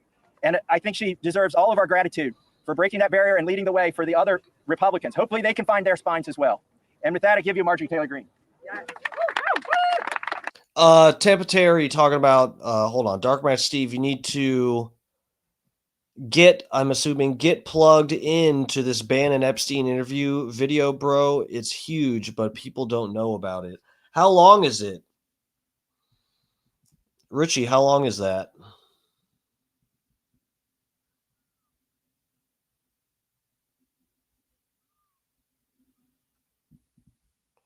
Maybe we can switch over to that. Good morning. This is my 5th year in Congress, and this is the largest press conference that I've seen since I've been here. And this is because this is an issue that matters so much to Americans.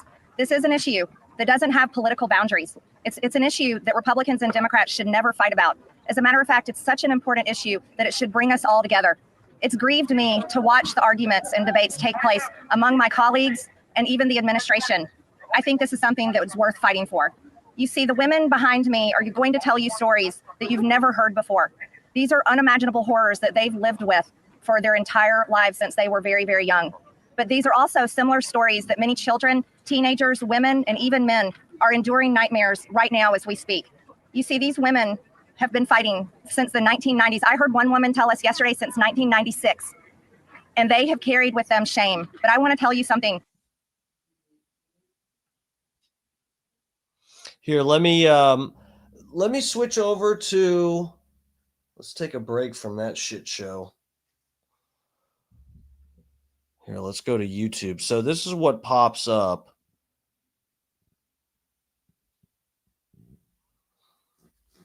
Oh, wow. No. So I do remember. Yes, I remember Epstein here with the glasses. I have seen clips of this.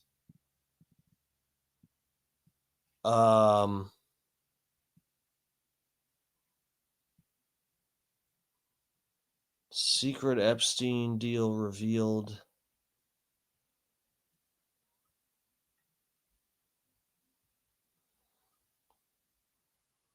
Absolutely not. Here's one clip of it.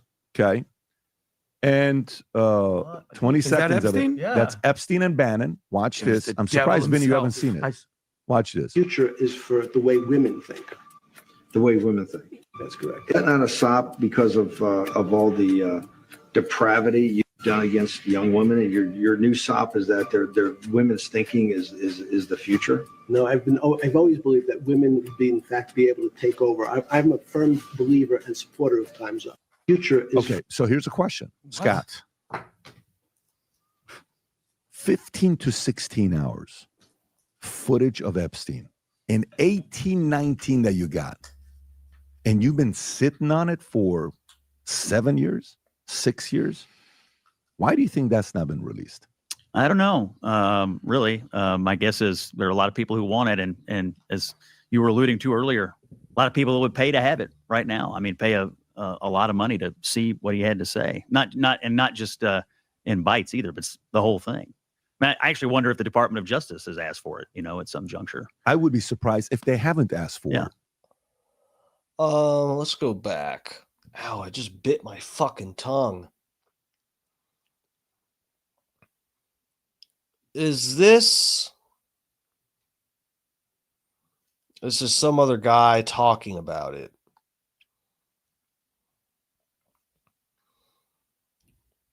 How much of it has been released, Tampa Terry?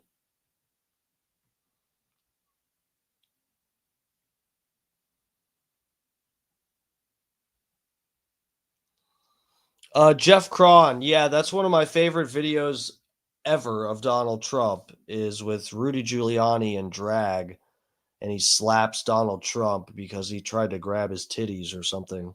It's a funny video. We can watch that tonight too. I'm down.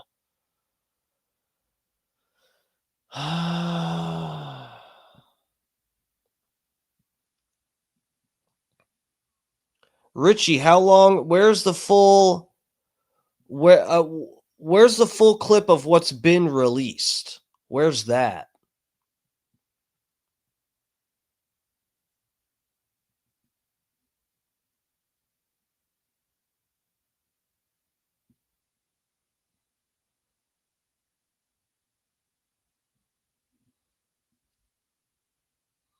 $15 hours of tapes, man. That's crazy.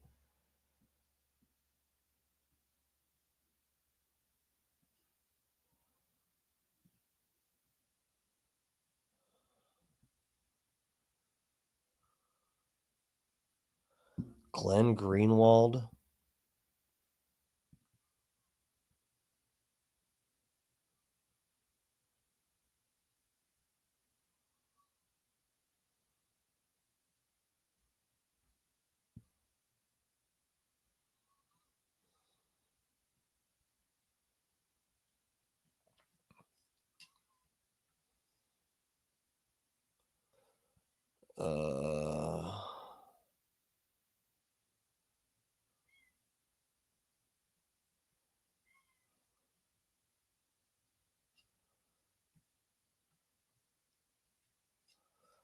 Huh. So look, if you guys can see on this video, I guess I've watched some of this. I must have seen part of this because it has the mark on here. You see where this shows there's only 3 minutes left that I haven't seen. So I must have seen about this sometime before. But I'm not familiar with what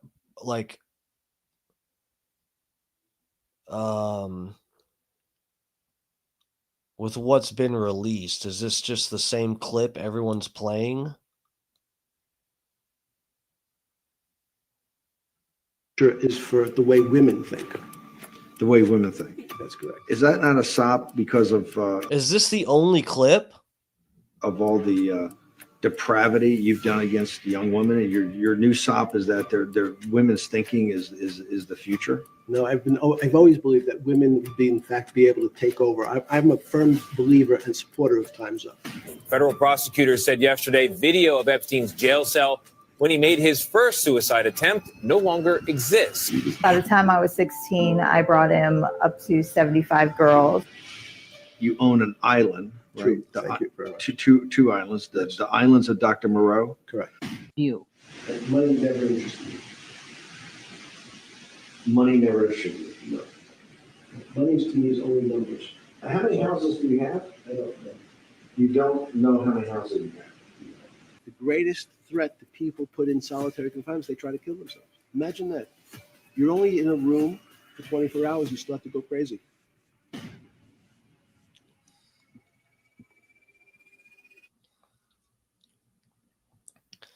Richie, is that few questions about Me Too, etc. Okay, so I don't think there's a whole lot more that's released.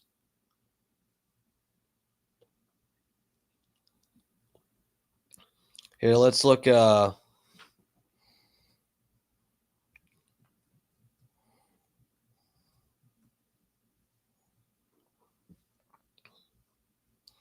check this out, guys. Build a website you love. No, I don't want to. With Wix. For your words,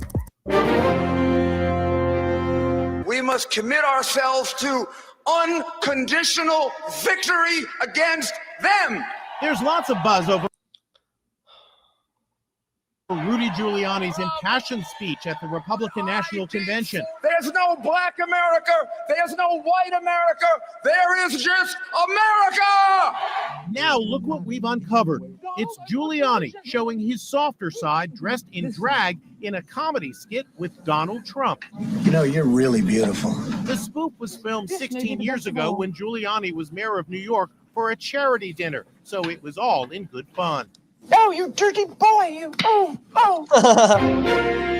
Hold on, let's find the unedited, unfucked with one.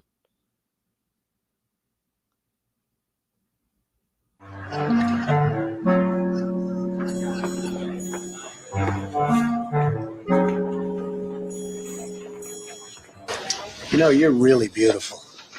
And a woman that looks like that has to have her own special scent. Oh, thank you. Maybe you could tell me what you think of this scent. I like that. This may be the best of all.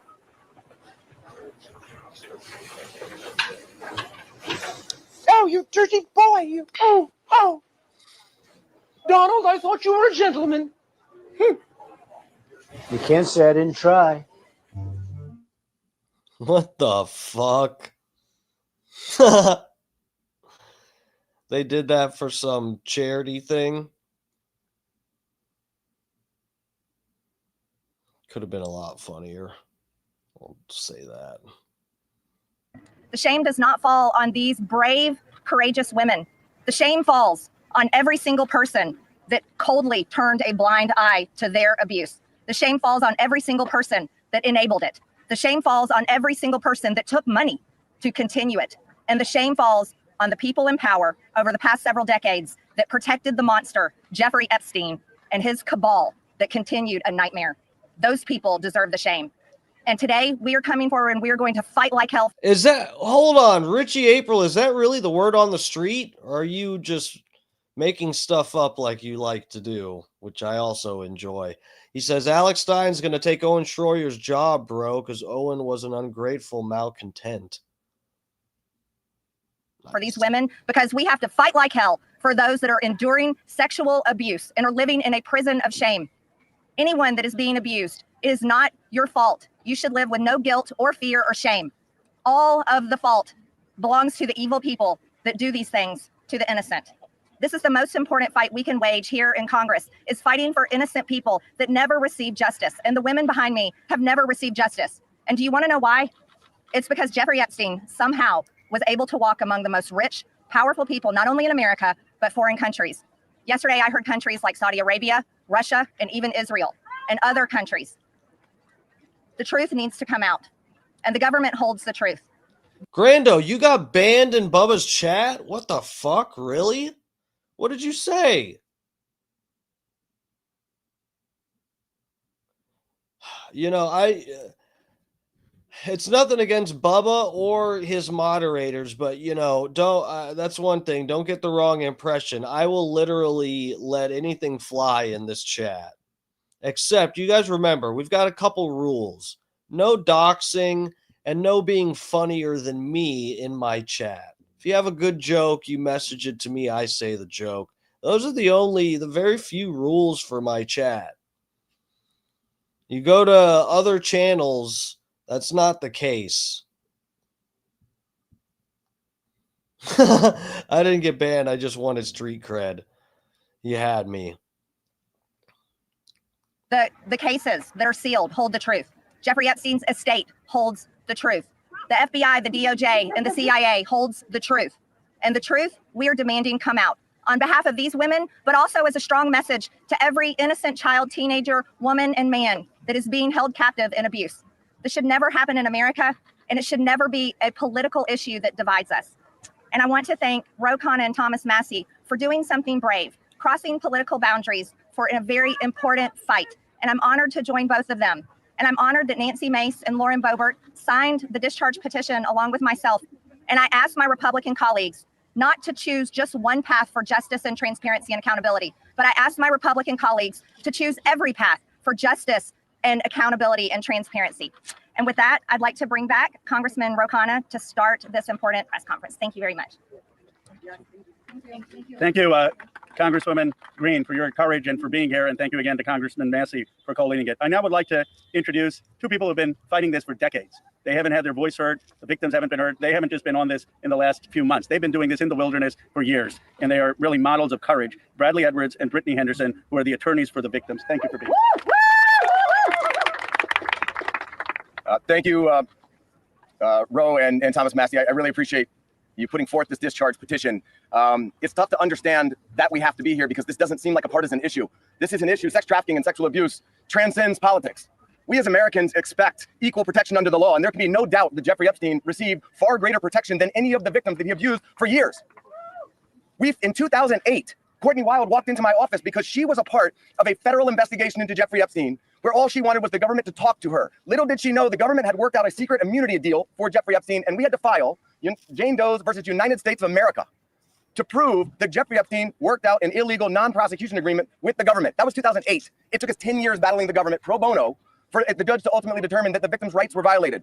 The government has mistreated them after Jeffrey Epstein mistreated them. We then filed civil lawsuits against Ghislaine Maxwell, which has resulted in her being in prison. Our civil lawsuits led to her prosecution. We filed lawsuits against Jeffrey Epstein, against his estate, and against two financial institutions, JP Morgan and Deutsche Bank, that proved that they knowingly provided the financial infrastructure for a sex trafficking operation. Unfortunately, all of the documents and evidence that we have worked so hard to gather hide behind protective orders, confidentiality agreements, and bank secrecy laws. That is why this district. So those of you paying attention, let's look this up because I mentioned this the other night. JP Morgan sued. I don't know if you got, this is one of the things where I go, you really think that this is just some little operation so Jeffrey Epstein can get his dick wet with some strange pussy? You really think that's all it is? And JP Morgan is settling lawsuits because they were sued because they helped Jeffrey Epstein. And you all know, we'll look at this. We can check this out real quick. Some of the details of this case, but you guys know when people settle, and I'm pretty sure that's what happened, is they settled. A lot of the time, that's because they don't want information. There's plenty of cases people have argued that they've been settled, and even the person getting sued who settles, and they say, okay, you wanted to sue me for 50 million, we'll settle for this, whatever. And it's not because the person is guilty necessarily. It's like there's information that would be made public in discovery that they don't want coming out. Even if it's something, even if it's like information that's not even necessarily directly related to the accusations. You know, if someone, let's say there is like let's say Trump was married and had some relationship with somebody else, and that was going to come out when he's getting sued for some other unrelated issue. He might settle just because it'll keep private some of the information that would be made public during the trial, even though the information it would be, you know, relevant to the case, but it's not really something related to like the bad thing he's being accused of. It's just other information in the case that would come out. So keep that in mind. Hold on, let's look.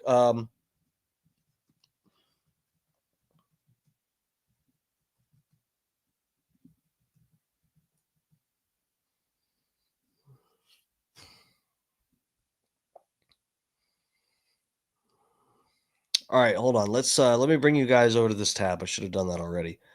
So we've got, let's take a look real quick at the AI overview. We'll check out some of these other links probably, but oh, and let me show you guys too. This might be a fun night to show you. I fucking debunked Grok. How about that, guys? I fact-checked Grok and I got it to admit that it was wrong. I'll show you that. Don't let me forget. It's nothing that crazy. But, you know, it's like you always hear, you hear stories about this. You know, and I told you guys before that I sort of debated with the AI, with the Meta AI. And I was debating with it about how my page is blacklisted, basically. I was telling it, like, you don't show my content to the people that follow me, da da da da da. And I was arguing back and forth, and it was kind of interesting, but didn't really go anywhere. And you could argue that I kind of got it to retract something that it said, but it didn't really admit, like, oh yeah, I was wrong. But I actually fact checked Grok on something. And this is another interesting, this relates to the Trump assassination attempt too. Not like directly, but it kind of does. So don't let me forget to go over that. But let's take a look at this. Do I got you? Okay, let me go down here. So this says the JP Morgan Epstein lawsuit. JP Morgan settled lawsuits. There you go. Settled lawsuits.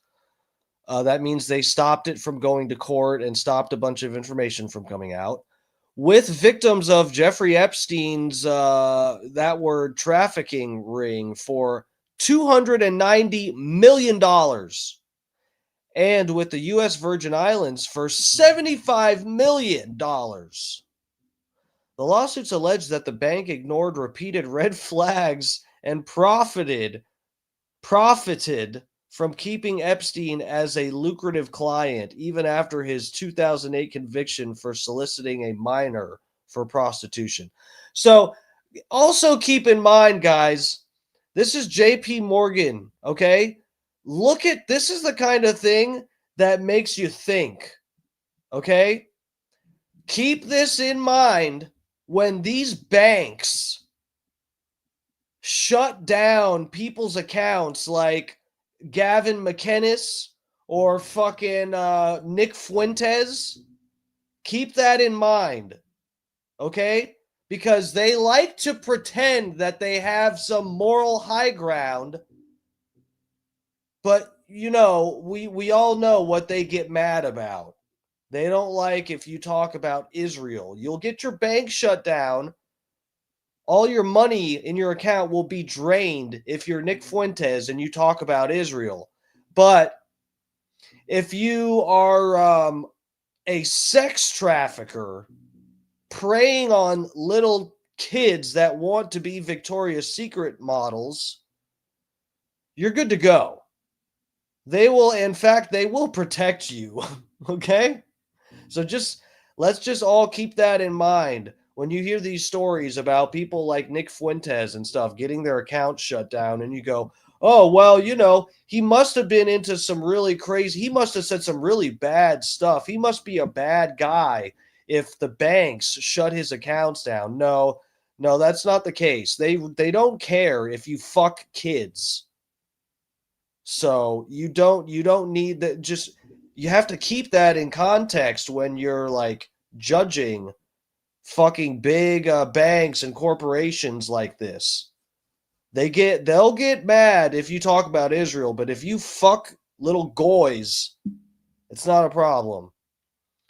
Where am I? Okay, I'll go over here. Why did I just put myself in the big square to rant like that? Is that really what I just did? Profited from keeping Epstein as a lucrative client even after his 2008 conviction of solicitation of a minor for prostitution. Okay, lawsuit details. Let's take a quick peek at this. $290 million settlement in June of 2023. JP Morgan reached a settlement with a class of Epstein victims who alleged the bank facilitated his sex trafficking operation. Ladies and gentlemen, Exhibit A, we have here JP Morgan helping Epstein fuck little kids. But they won't let Nick Fuentes withdraw money. Holy fuck, man. This is what the world's come to, guys. You just have to be real. You got to wake up. They don't care if you fuck kids, but if you say something bad about Israel, you're fucked, man. You're cooked. U.S. judge granted his final approval to the settlement, which covered claims that the bank ignored warnings and overlooked suspicious transactions for more than a decade. Basically covering for a child predator. Let's see this $75 million settlement with the U.S. Virgin Islands. September of 2023, JP Morgan settled claims with the U.S. Virgin Islands, where Epstein owned a private island and allegedly trafficked victims. Virgin Islands alleged that the bank failed to report Epstein's suspicious financial activities. Bro, they literally just looked the other way. Guys, what? I almost want to devote the rest of the stream just to breaking down this, because this is crazy, guys. This is crazy. This JP Morgan. Now, I'm not that educated, but were they not part of the bailout? I mean, is this seriously? This is the size bank that we're talking about with the bailouts. At least I know that. Our fucking tax dollars is going to bail out banks like this who are helping child predators move their money around. That is dark. That is wild, man. We are in some fucked up times. All U.S. tax. Yeah, that's what, bro. That's what I'm saying. This is like, when I hear, this is why I actually, I get inspired sometimes when I listen to people like Michael Malice. Are you guys familiar with Michael Malice?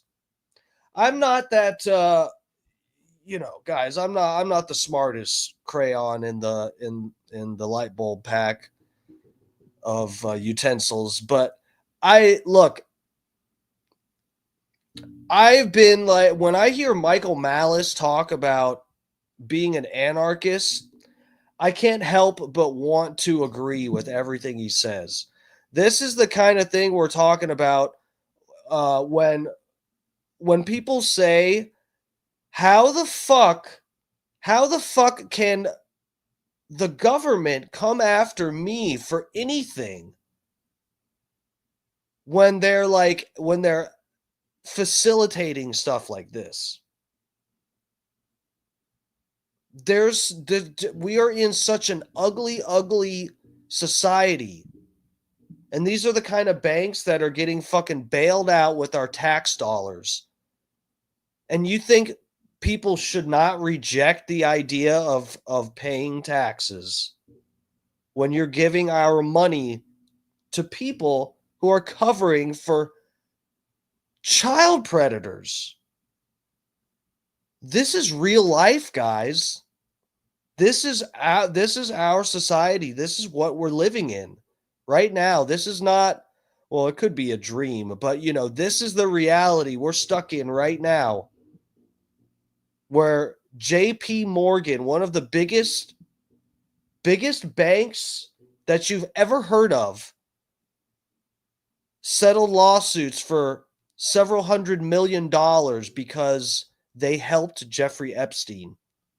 And part of that, is because they want to keep information from being made public. That's dark, man. Essentially, JP Morgan got 3 bailouts at the same time. Yeah, pretty much. You're welcome. That's my money hard at. Well, I think that was before I was working on the books, but you get what I'm saying. You're welcome. I work hard so that my overtime, when I'm putting in the extra hours at work, I'm thinking about, man, I hope this goes to good use. I hope Israel has a really fun war with somebody, or I hope this helps Jeffrey Epstein get out of trouble. I hope this goes to some bank so that they can help Jeffrey Epstein stay out of trouble. That's what I'm thinking of when I'm working overtime. I'm like, thank God I can put in the extra hours so that we can have nice wars and protect pedophiles. Oh, fuck, man. I'm actually I'm stuck. This is when I say it out loud, when I'm explaining this out loud, it starts to sink in for me even more. And I'm just like, I'm stuck, man. Lawsuit against former executive Jess Staley. JP Morgan also filed a separate lawsuit against former exec Jeff Staley, blaming him for keeping Epstein as a client and concealing what he knew. The bank sought to force Staley to cover its losses and forfeit pay. The bank and Staley later reached a confidential settlement. How about that? Let's hold on. So who is this guy? Jess Staley. I'm not familiar with that name. Hold on, let me open another tab.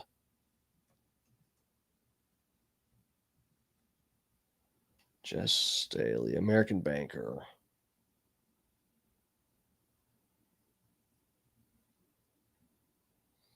Hold on, guys. We're about to find out this guy owned a corporation that operated out of the Twin Towers that came down on 9/11. Let's see. Do we want to put in bets? I have never heard of this man. Do we want to make bets on what's possibly on his wiki page? I'm not looking, okay? I'm not looking. Do we want to place some bets? What do you want to say? What country did he come from, guys? Who is this man? Do we want to place bets?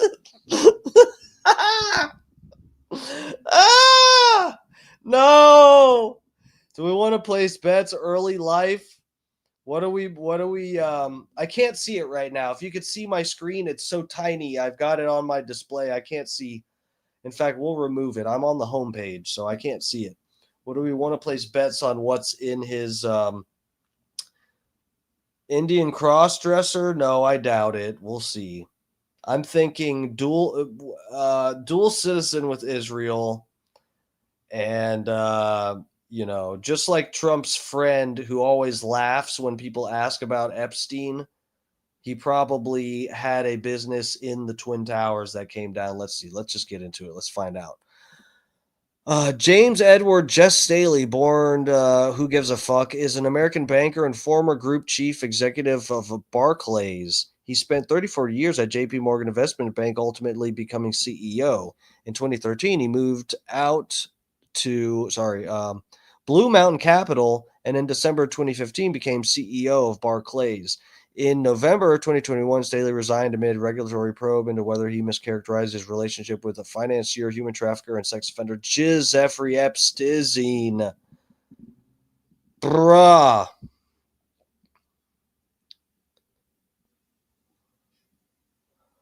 Early life. Staley was born on December, who gives a fuck, in Boston, Massachusetts. His father, Paul Staley, was president and CEO of PQ Corporation, a chemicals company, who eventually settled the family outside of Philadelphia, Pennsylvania. His grandfather, Edward Staley, was the top executive of W.T. Grant. This little motherfucker, silver spoon motherfucker. Top executive Grant at the time when the company filed for bankruptcy in 1976.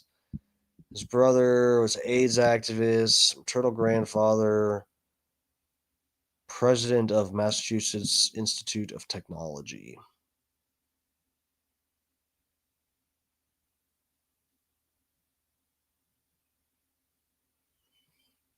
I'm not seeing anything about 9/11 or Israel. This is a real bummer. It's a real letdown. Controversies. Uh-oh. Jeffrey Epstein.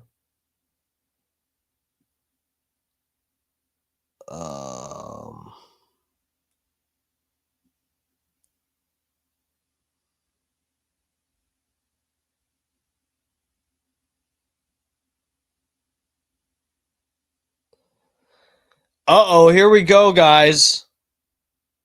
Staley met his wife, Deborah Nitzen Staley, soon after starting work in South America. I was Unitarian Boston American, and she was Jewish Brazilian. I was her parents' worst nightmare.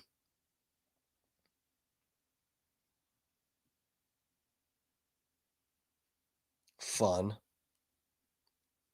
Career. Okay, controversies. Let's dip our toes into this. The dancing Epsteins. A Jewish crossdresser, yeah. My cat's out there raising hell, guys. I don't feel like getting up. Little bastard. Little bastard can wait. Where were we? Oh. Were you guys not looking at that at all? Okay. So here we go. Controversies. Let's read through some of this. Something about a whistleblower. Looks like that's not related to Epstein. That'll be interesting. But yeah, I want to read through and see what details this wiki page will give us on, because again, this has to deal with JP Morgan bailing out, or JP Morgan covering for Epstein, and then the bank itself sued the CEO after he parted ways with them or whatever, and the bank basically said, we're suing you because you got us sued and it was really all your fault. So let's see. Okay, attempt to unmask whistleblower. In 2016, Staley attempted to discover the identity of a whistleblower who wrote a letter raising concerns of a personal nature about a senior employee. These claims were investigated for over a year by British regulators, an investigation which was one of the first tests of the UK's senior managers regime, intended to make a high-level banking officials personally accountable. Okay, April 20th, 2018, Financial Conduct Authority and the Prudential Regulatory Authority announced that Staley could not stay on as CEO. though he would have to pay a fine. Staley was fined $642,430. What are those, euros? I don't fucking care. By the FCA, Barclays said it would cut $500 his bonus over the matter. Okay.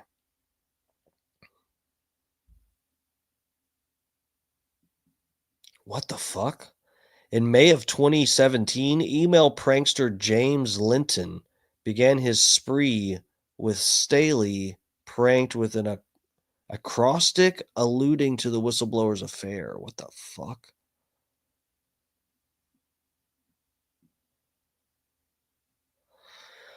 Okay, let's look at the Epstein stuff. So, what was this guy's relationship with Epstein?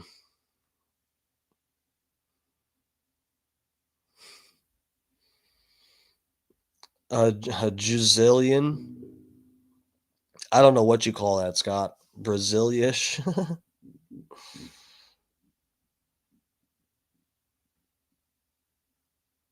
Brazilians are the chosen ones. October 24th, 2015, Daily Mail published an article saying they had seen emails by Jeffrey Epstein indicating he began arguing for Mr. Staley in financial circles in the summer of 2012, while Barclays was searching for a new CEO. Times alleged the Daily Mail had received copies of threatening letters from Epstein that were originally sent to the Parliament. The article reports that Barclays denied being lobbied by Epstein on behalf of Staley, and that Staley was said to be unaware that Epstein was backing him for the role. What the fuck? Bro, this is like, it's hard to really I want to be as charitable as possible with this. But this also leans towards me thinking it's something bigger. This not Barclays, this fucking Staley guy, I don't think we'll read here and see, but he hasn't been implicated in anything. But it's like, dude, I don't know, man. It's fucking weird. Jeffrey Epstein lobbying for this guy to become the CEO of Barclays.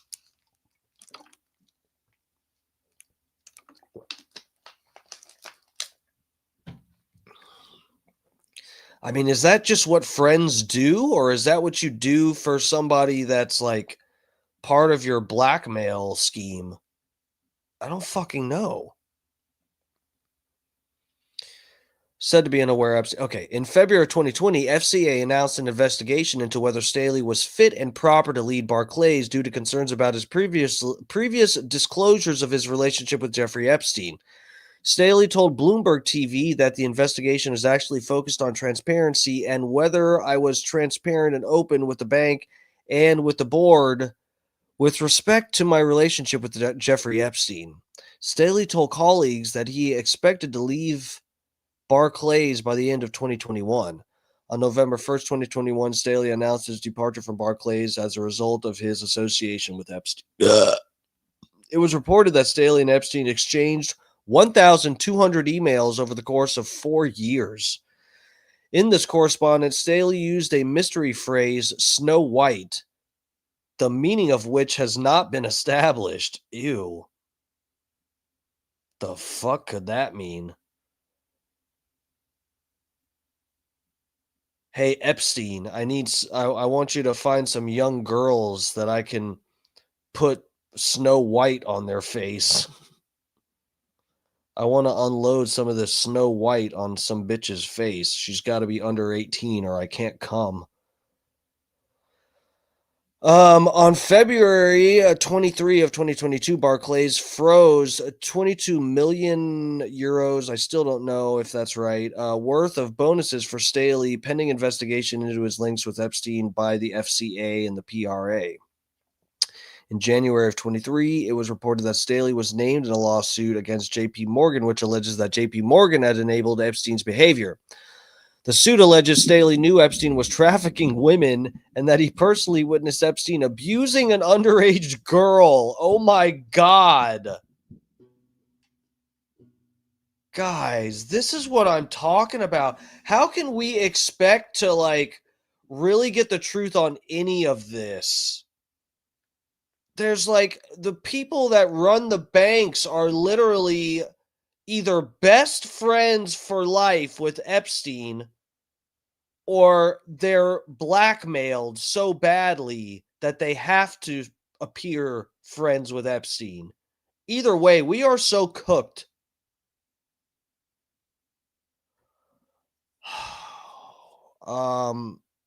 Yeah, in April 2022 article about JP Morgan's ties to Epstein, the Wall Street Journal reported that Staley traveled to Little St. James, Epstein's private island in the Caribbean in 2009. Yeah, okay.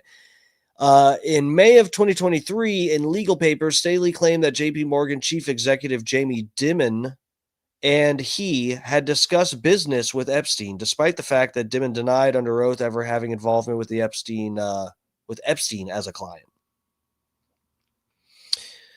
So Staley, who was JP Morgan, said he was the main guy in helping Epstein through the bank.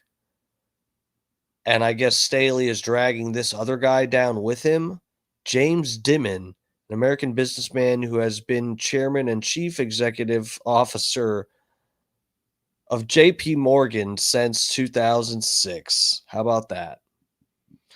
So, yeah, you got the guys at the top. For some reason, the guys at the top of one of the most powerful banks in the world, for some fucking reason, they'd want to help Jeffrey Epstein.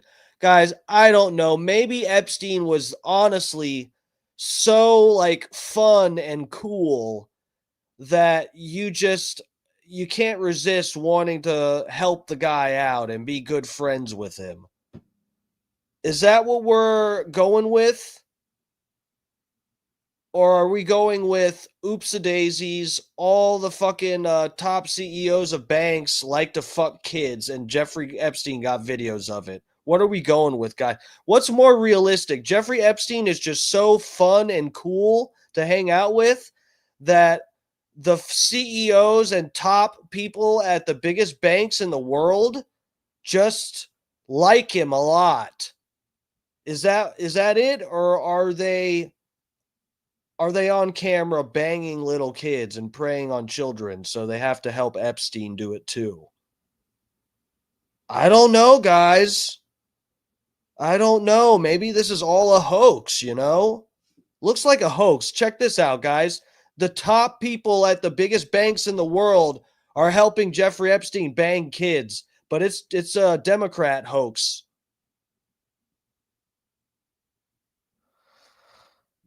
Fuck me, man. In June of 2023, it was reported that Staley wrote on December of 2009, while Epstein was on house arrest for procuring a child for prostitution and of soliciting a prostitute in Florida, fun tonight. What do we do next? So, oh my God. Guys, they're all banging kids. Sorry, I'm screaming again. Guys, they're all banging kids. Look at this.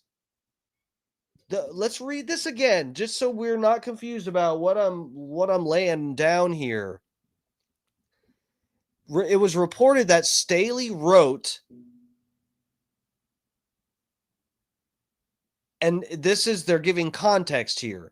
Staley wrote, "Fun tonight. What do we do next?" And while he wrote this, Epstein was on house arrest for procuring a child for prostitution and for soliciting a prostitute in Florida. While Epstein was on house arrest, this guy texts him, "Fun tonight? What do we do next?" Question mark, question mark, question mark, question mark, question mark. Epstein replied saying his driver whom he described as a former DEA and armed, would pick him up in St. Thomas in the Virgin Islands. Dude, Epstein's driver is a former DEA agent.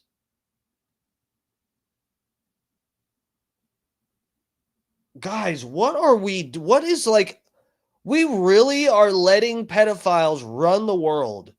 That is actually bonkers. Epstein's driver is former DEA of the United States government.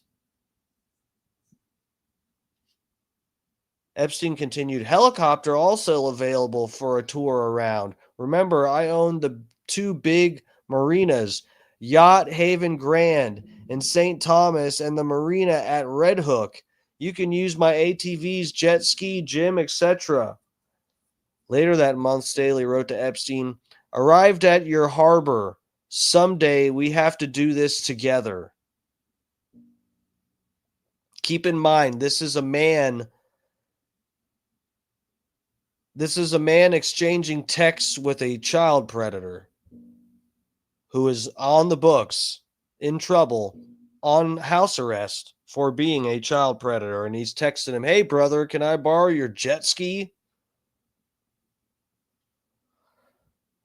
May of 2025, Jess Staley, the head guy at JP, let's keep that in mind, the CEO of JP Morgan Chase, one of the biggest banks ever, appealed a UK financial industry ban over his ties to Jeffrey Epstein, accused of approving a misleading letter about their relationship. Staley denies the allegations, claiming unfair treatment in the Britain's Financial Court Authority decision. In the court proceedings, the FCA alleged that Staley pushed JP Morgan to keep Jeffrey Epstein as a client despite human trafficking concerns. Well, that's what friends do, guys. When you have a good friend that you're definitely, you don't have blackmail on or anything, they're just a really good friend, you try to keep them as a client despite the fact that they have human trafficking charges against them.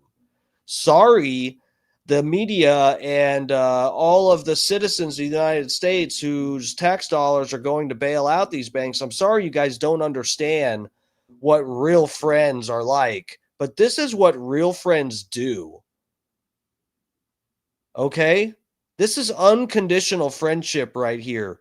Despite having charges for human trafficking, Jeffrey Epstein's friends over at JP Morgan wanted to keep him as a client. Sorry you guys aren't about that life. Look, if you're mad about that, sounds like you're jealous. I think you might actually be jealous. That's not a good look. Don't be jealous. Don't be a little jealous hoe out here. Okay, guys, where are we going from here? Let's look at some of the clips and we'll get out of here. It's 10:30. I do have some of the high spots saved from this from the press conference. Bro, that is bonkers. I can't believe what I just read through. I've never read that, guys. I didn't plan that for the stream tonight. I remember the JP Morgan deal. I didn't even have to read any details for me to I was shocked when I actually read that JP Morgan helped Jeffrey Epstein, and because of that, there was a lawsuit. So it's like, it's something that's on paper, a tangible thing that we can point to that's not deniable. Okay. And that was shocking enough, but then I've never actually read through any of the details of that. Truly. That's very interesting. It's eye-opening. Let's here we go. Hold on. Let me get you guys back over on the Twitter. This is okay. That was Marjorie Taylor Greene. We saw that part.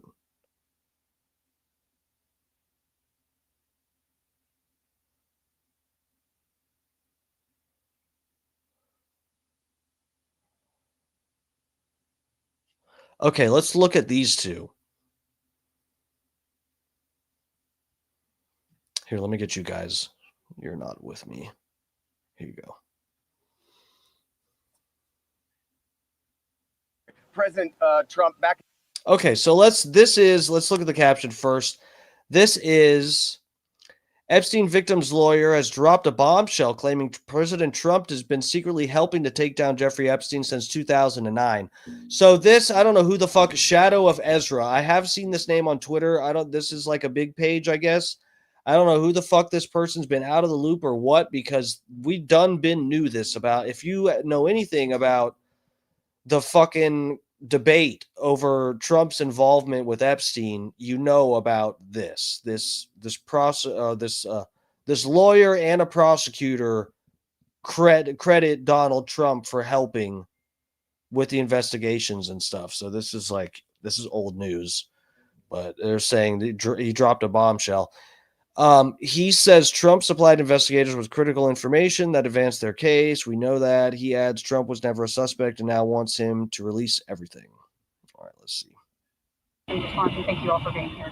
I'll go first and then I'll let them. They're much more important than me, but I don't understand why it's a hostile act. I can tell you that I talked to President Trump back in 2009, and several times after that, he didn't think that it was a hoax then. In fact, he helped me. He got on the phone. He told me things that were helping our investigation. Now, our investigation wasn't looking into him, but he was helping us.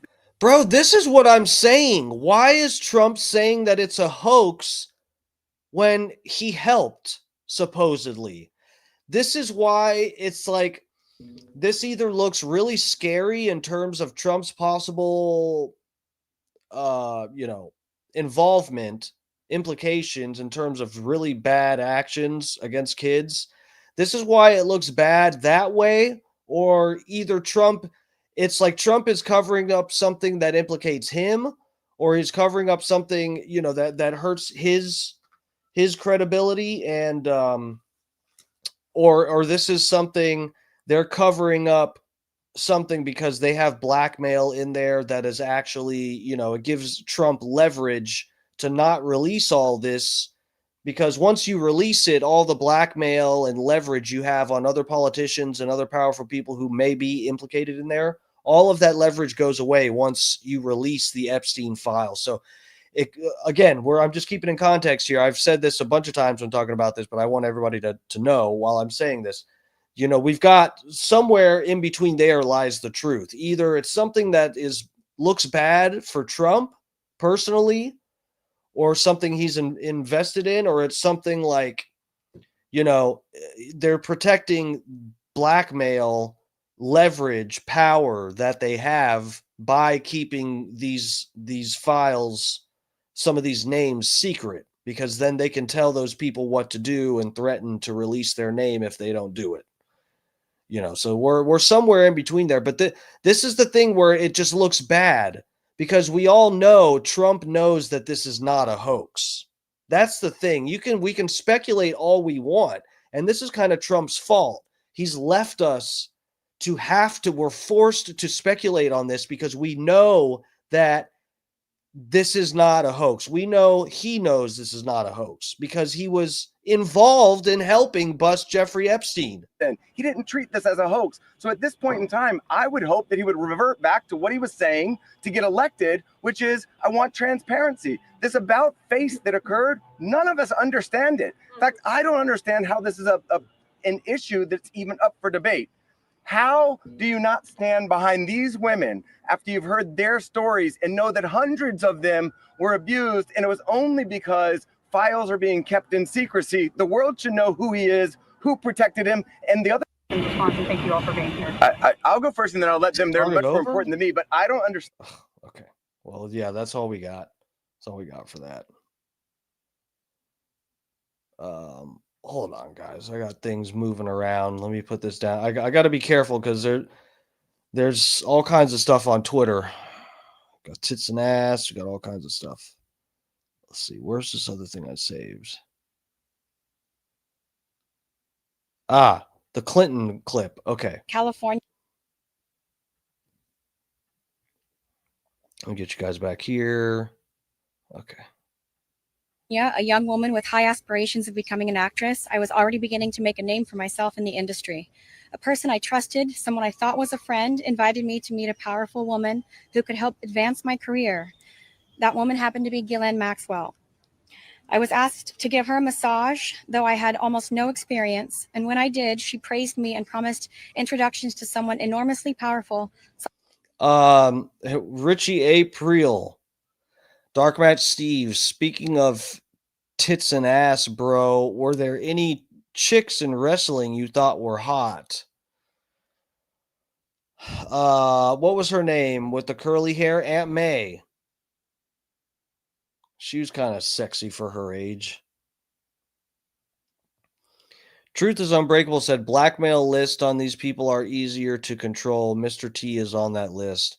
You're saying you think Trump is has blackmail on him? I'm not, Truth, I'm not convinced either way. I don't fucking know. I don't know.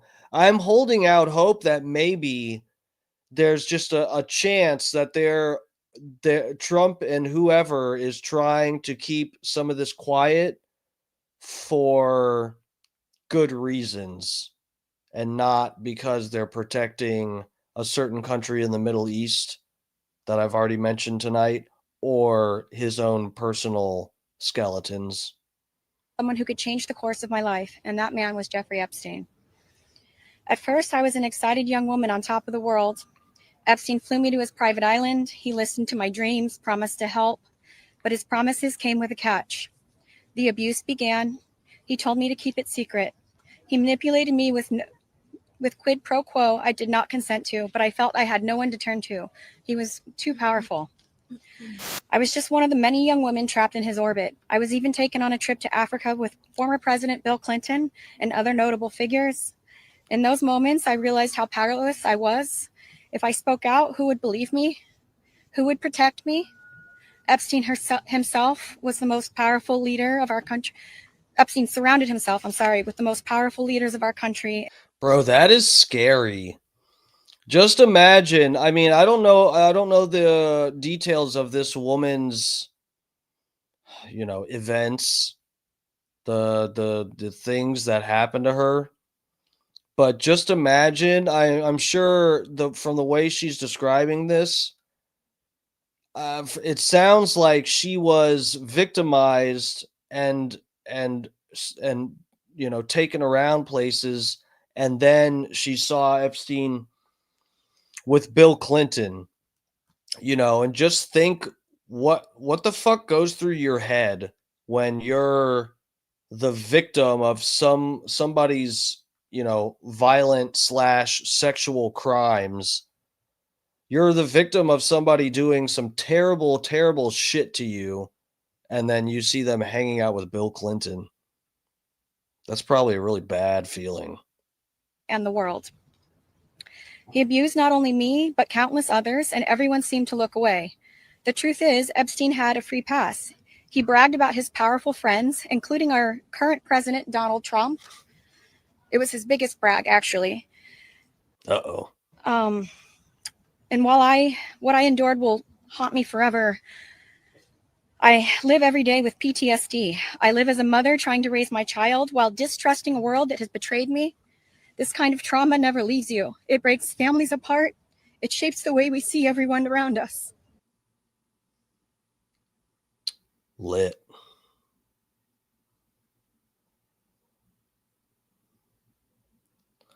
All right, let me see. Let me go back here. Twitter, why do you do what you do?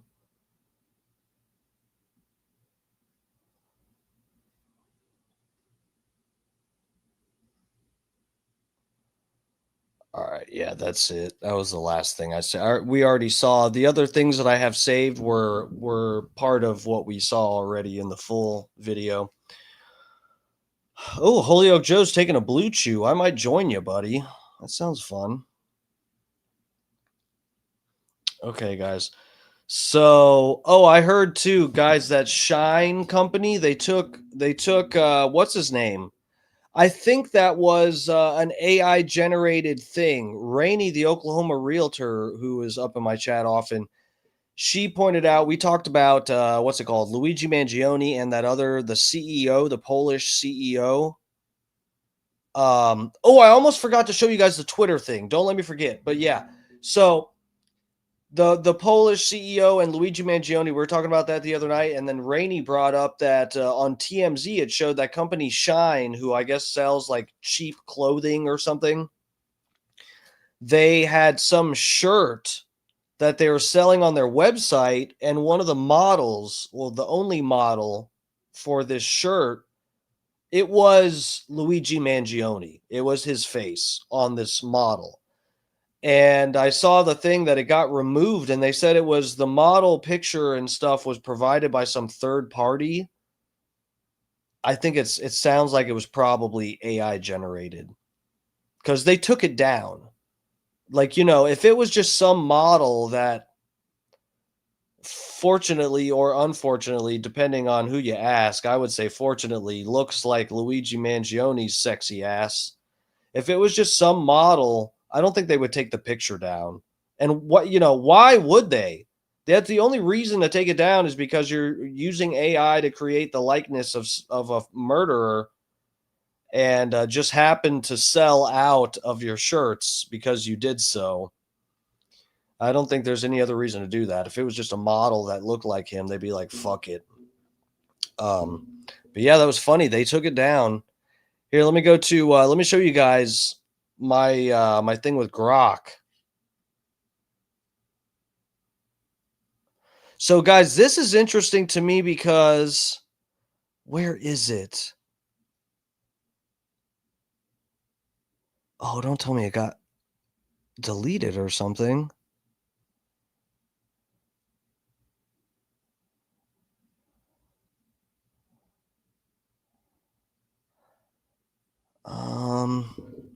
Hold on a second, guys. This was a few days ago, I guess. Hold on, let me see. September 1st. I guess it was before that. Let me see.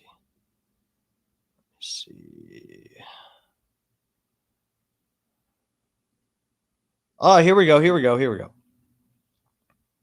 Now this is kind of interesting, guys. Check this out. Let me take it from the top here. So this goes, I think, to my credit of being able to sometimes spot something that's staged versus not or whatever. The jury might be out on this. I could be wrong. But look, guys, when I saw this, and you know my opinion on the Trump assassination attempt in Pennsylvania, that I don't know how I feel about that. I'm pretty sure that was staged. I don't think it was real.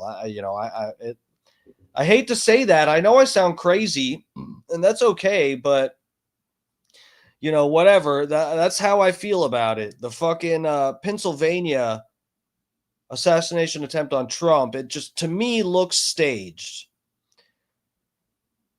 And I've fought with a bunch of people on that, you know, whatever. This is one thing. I saw this video and had similar feelings. Now let's watch the video and keep in mind, I hope I don't get hit with anything because legitimately, I think this is fake. And I'll show you guys. But look at this. Someone posted this. Warning, this is a distressing clip. Guys, this isn't, I don't think this is real.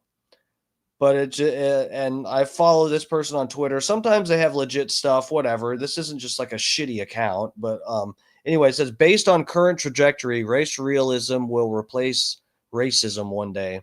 So let's look at this video. It's black kids beating up a white kid or something. You want to come up behind me and kick me in the back? No, you got your back. I don't know what's it.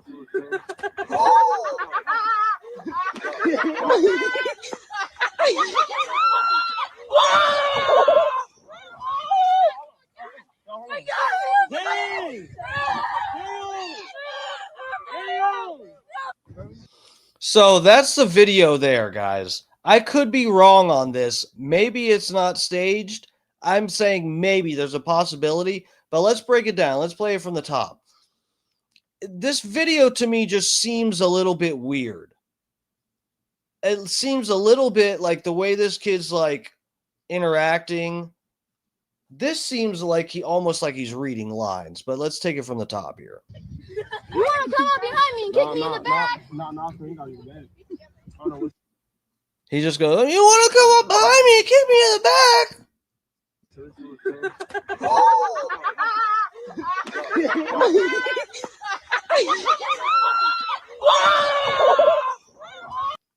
So he got hit twice in the face. And you saw the way these hits were. I'll even back it up. These hits were not like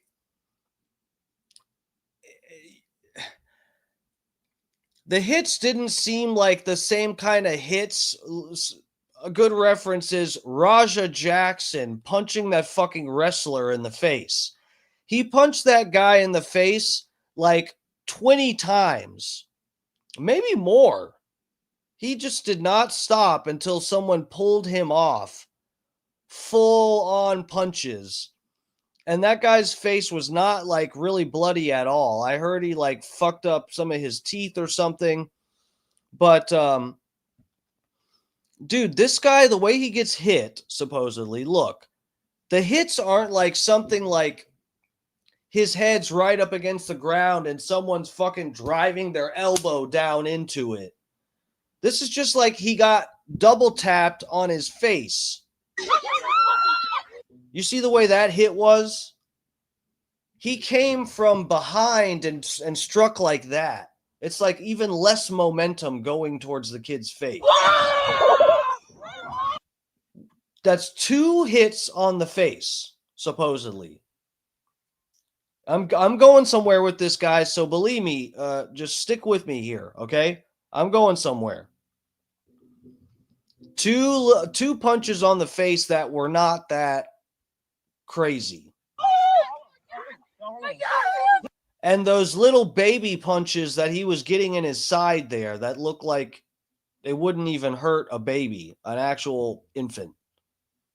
The kid that the Polish CEO stole the hat from could take these kind of punches all fucking day.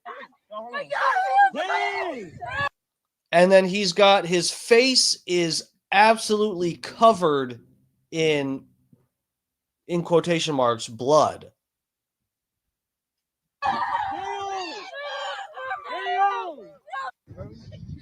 Dude, I don't know.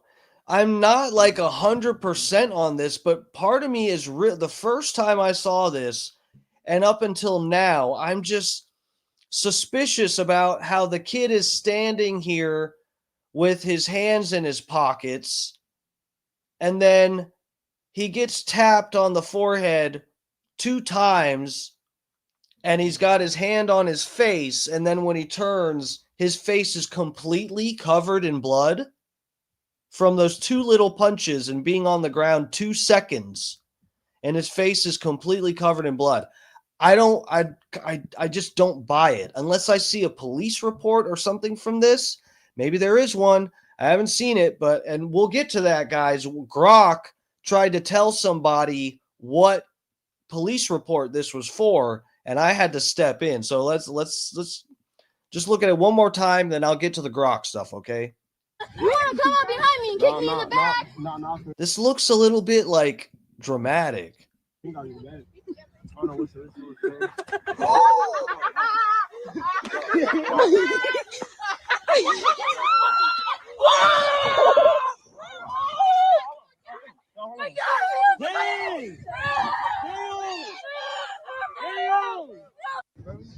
It doesn't even look like there's blood dripping down or anything. This reminds me of the Trump assassination. Like he goes down, you don't see his face. He has his hand on his face, on his ear. And then when Trump stands back up, there's all this blood on his face, but then there's no blood dripping. There's no actual like blood dripping from the wound. This reminds me exactly of the assassination attempt. Holyoke Joe said, real fight.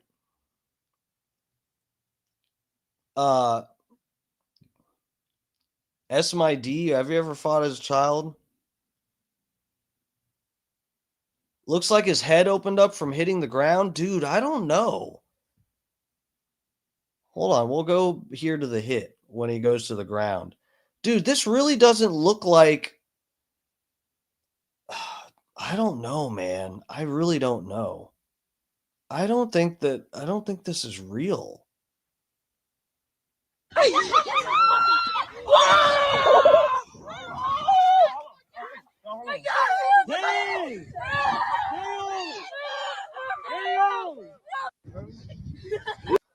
And why would they, just because he's bleeding, why would they stop hitting him? If they wanted to fucking jump this kid, I mean, guys, we've seen all the real videos of white people getting beat up by black people at a fucking BLM thing or whatever. Do they normally stop when the person's bleeding? I mean, I don't know. Well, regardless, this isn't my main point. Okay, this is a side issue that I kind of think this is fake. Maybe there is a police report. Maybe there's some legitimate article explaining what happens here and whatever. But check this out. This is food for thought. Yeah, dude, Scott, exactly. No. That was, I didn't even say that. But yeah, we'll pull this back up. Where his head hit the ground, it's on the left side of his face. And then he's bleeding on more like the middle right part. Yeah, look, it's almost more like his temple where he hits the ground.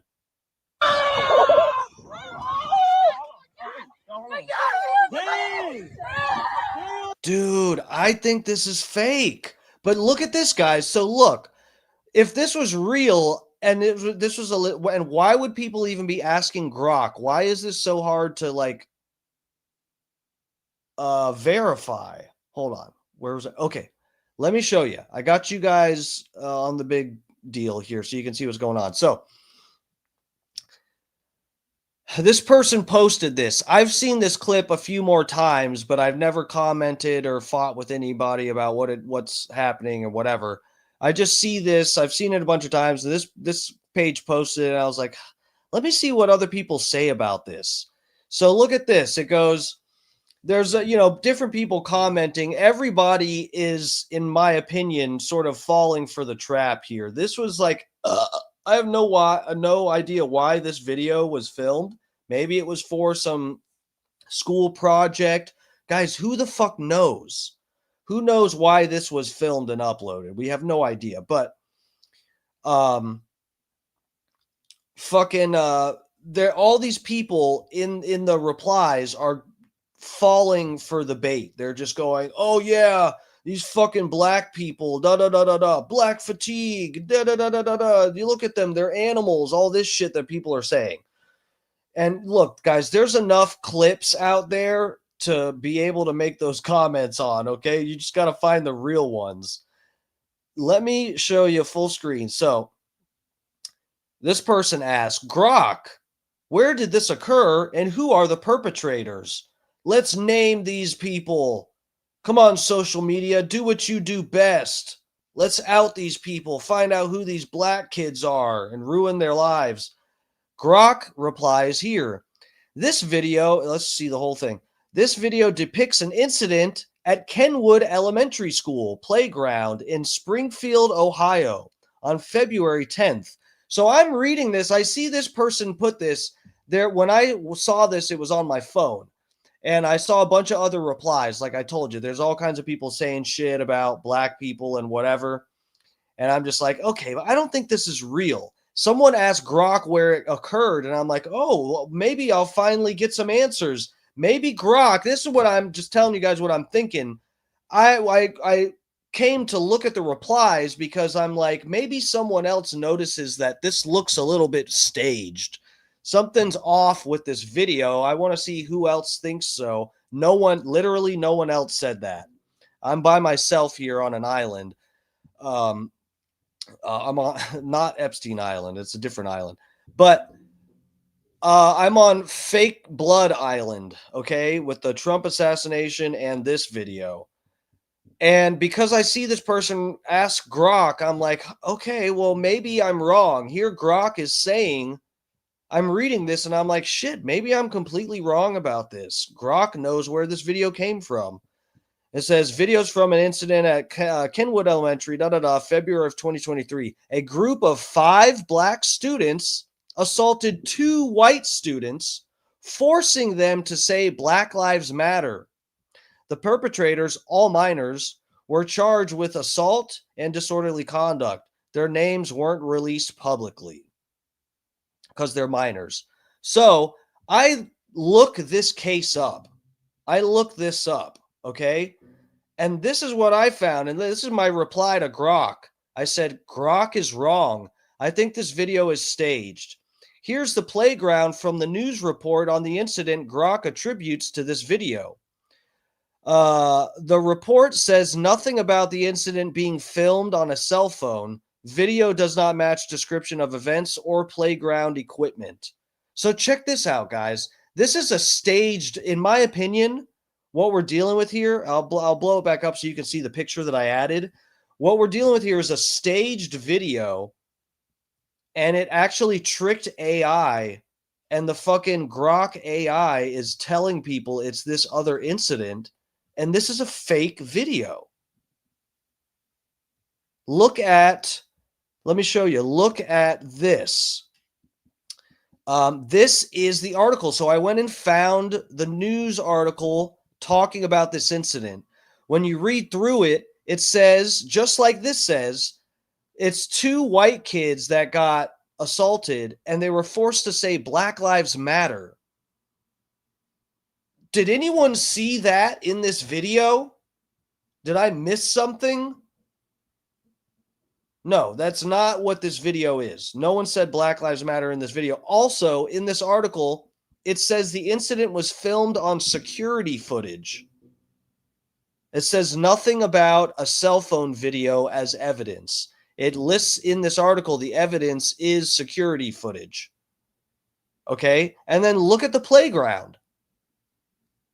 Well, that made the image smaller. Thanks, Twitter. Look at the playground, though. We've got these 2 slides. We've got a spiral slide here and a slightly curved slide right next to each other. All these yellow monkey bars and all this shit. And then look at the playground equipment here. There's a curved slide, but there's no spiral slide next to it. You want to come up behind me and kick me in the... No yellow monkey bars. No, We've got these weird fucking platonic solids, these fucking octagonal prisms or whatever the fuck we got over here. We got these weird geometric shapes. This is not even the same playground at all.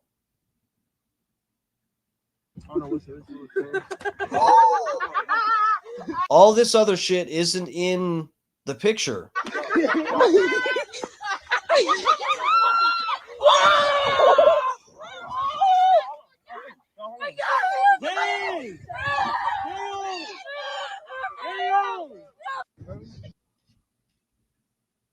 So yeah, man, Holyoke Joe said, I agree with the comments about them hating black people. True.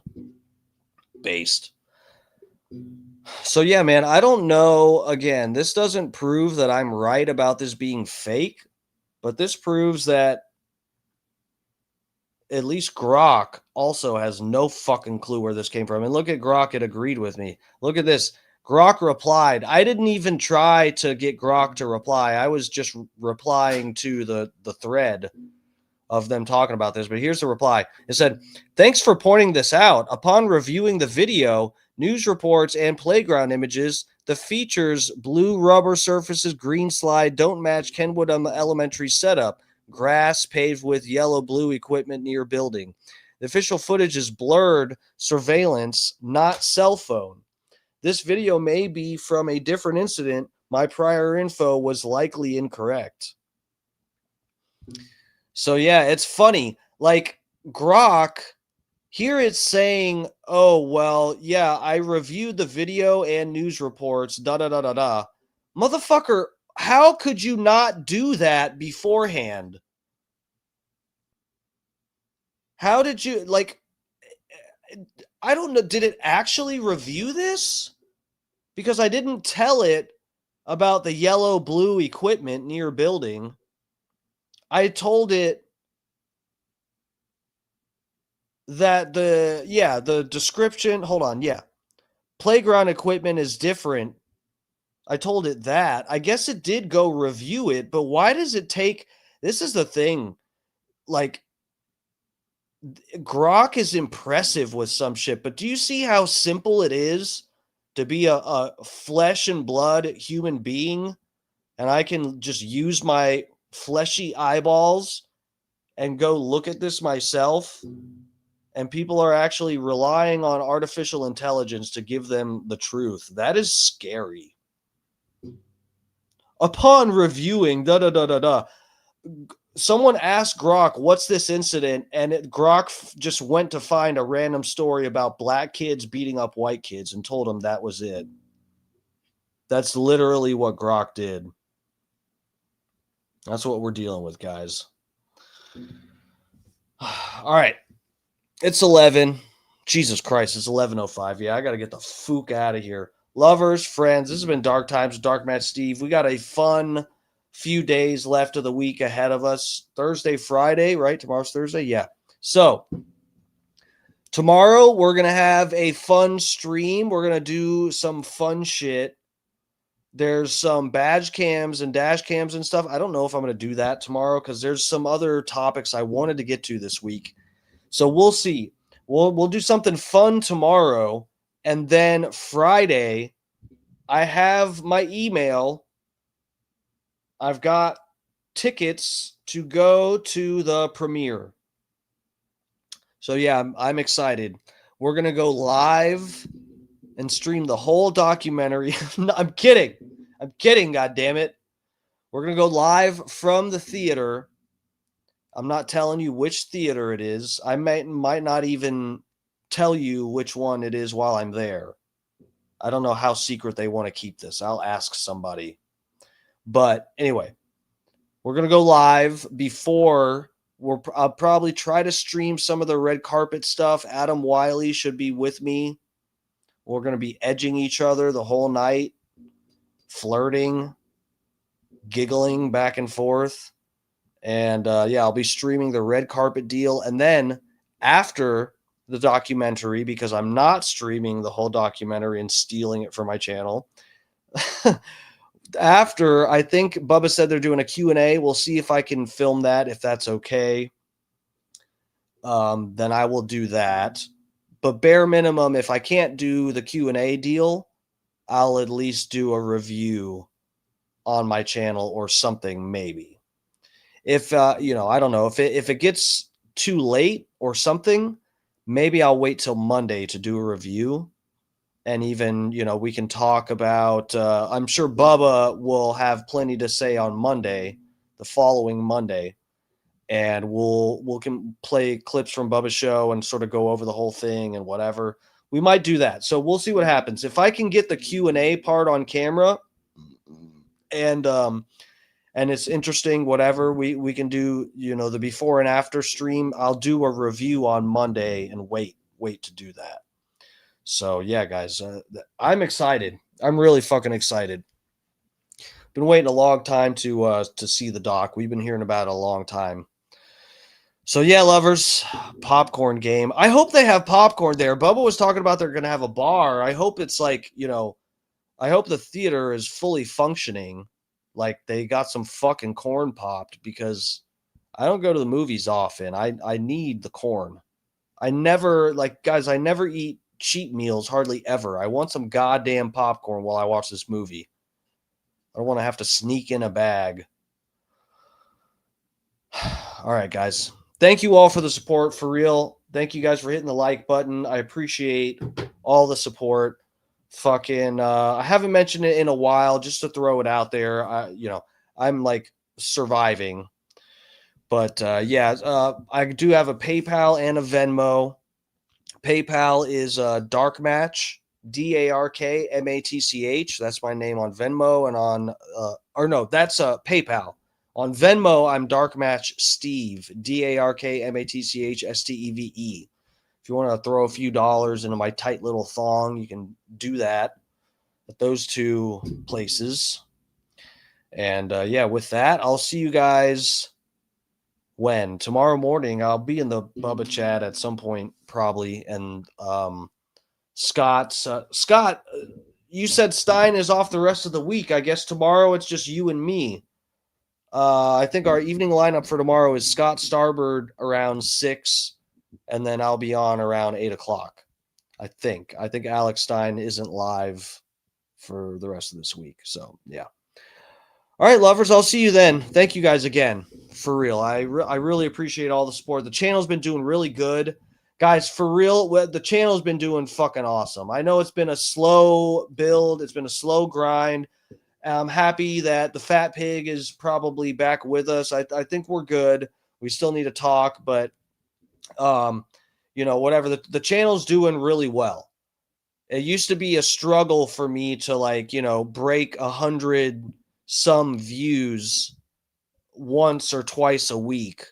That it was a struggle. I don't watch the numbers that much. I really just try to get on here and genuinely have fun with you guys and take a look at things from a different angle. But I see the numbers and fucking yeah, guys, it's been really good. I've been close to or breaking 1K views at least like once or sometimes twice a week. I get several hundred on a lot of the streams now. It's going pretty good. So I just really want to thank you guys. A lot of you guys have been here from just about the beginning, and especially considering Fat Pig, he's been supporting me, a long time and been first in the chat. Dutch Duke, Lover, a lot of you guys have been in here supporting me a long time. I really do appreciate it. So thank you guys. I will see you tomorrow. Everybody get some fucking sleep. I need some too. Love you.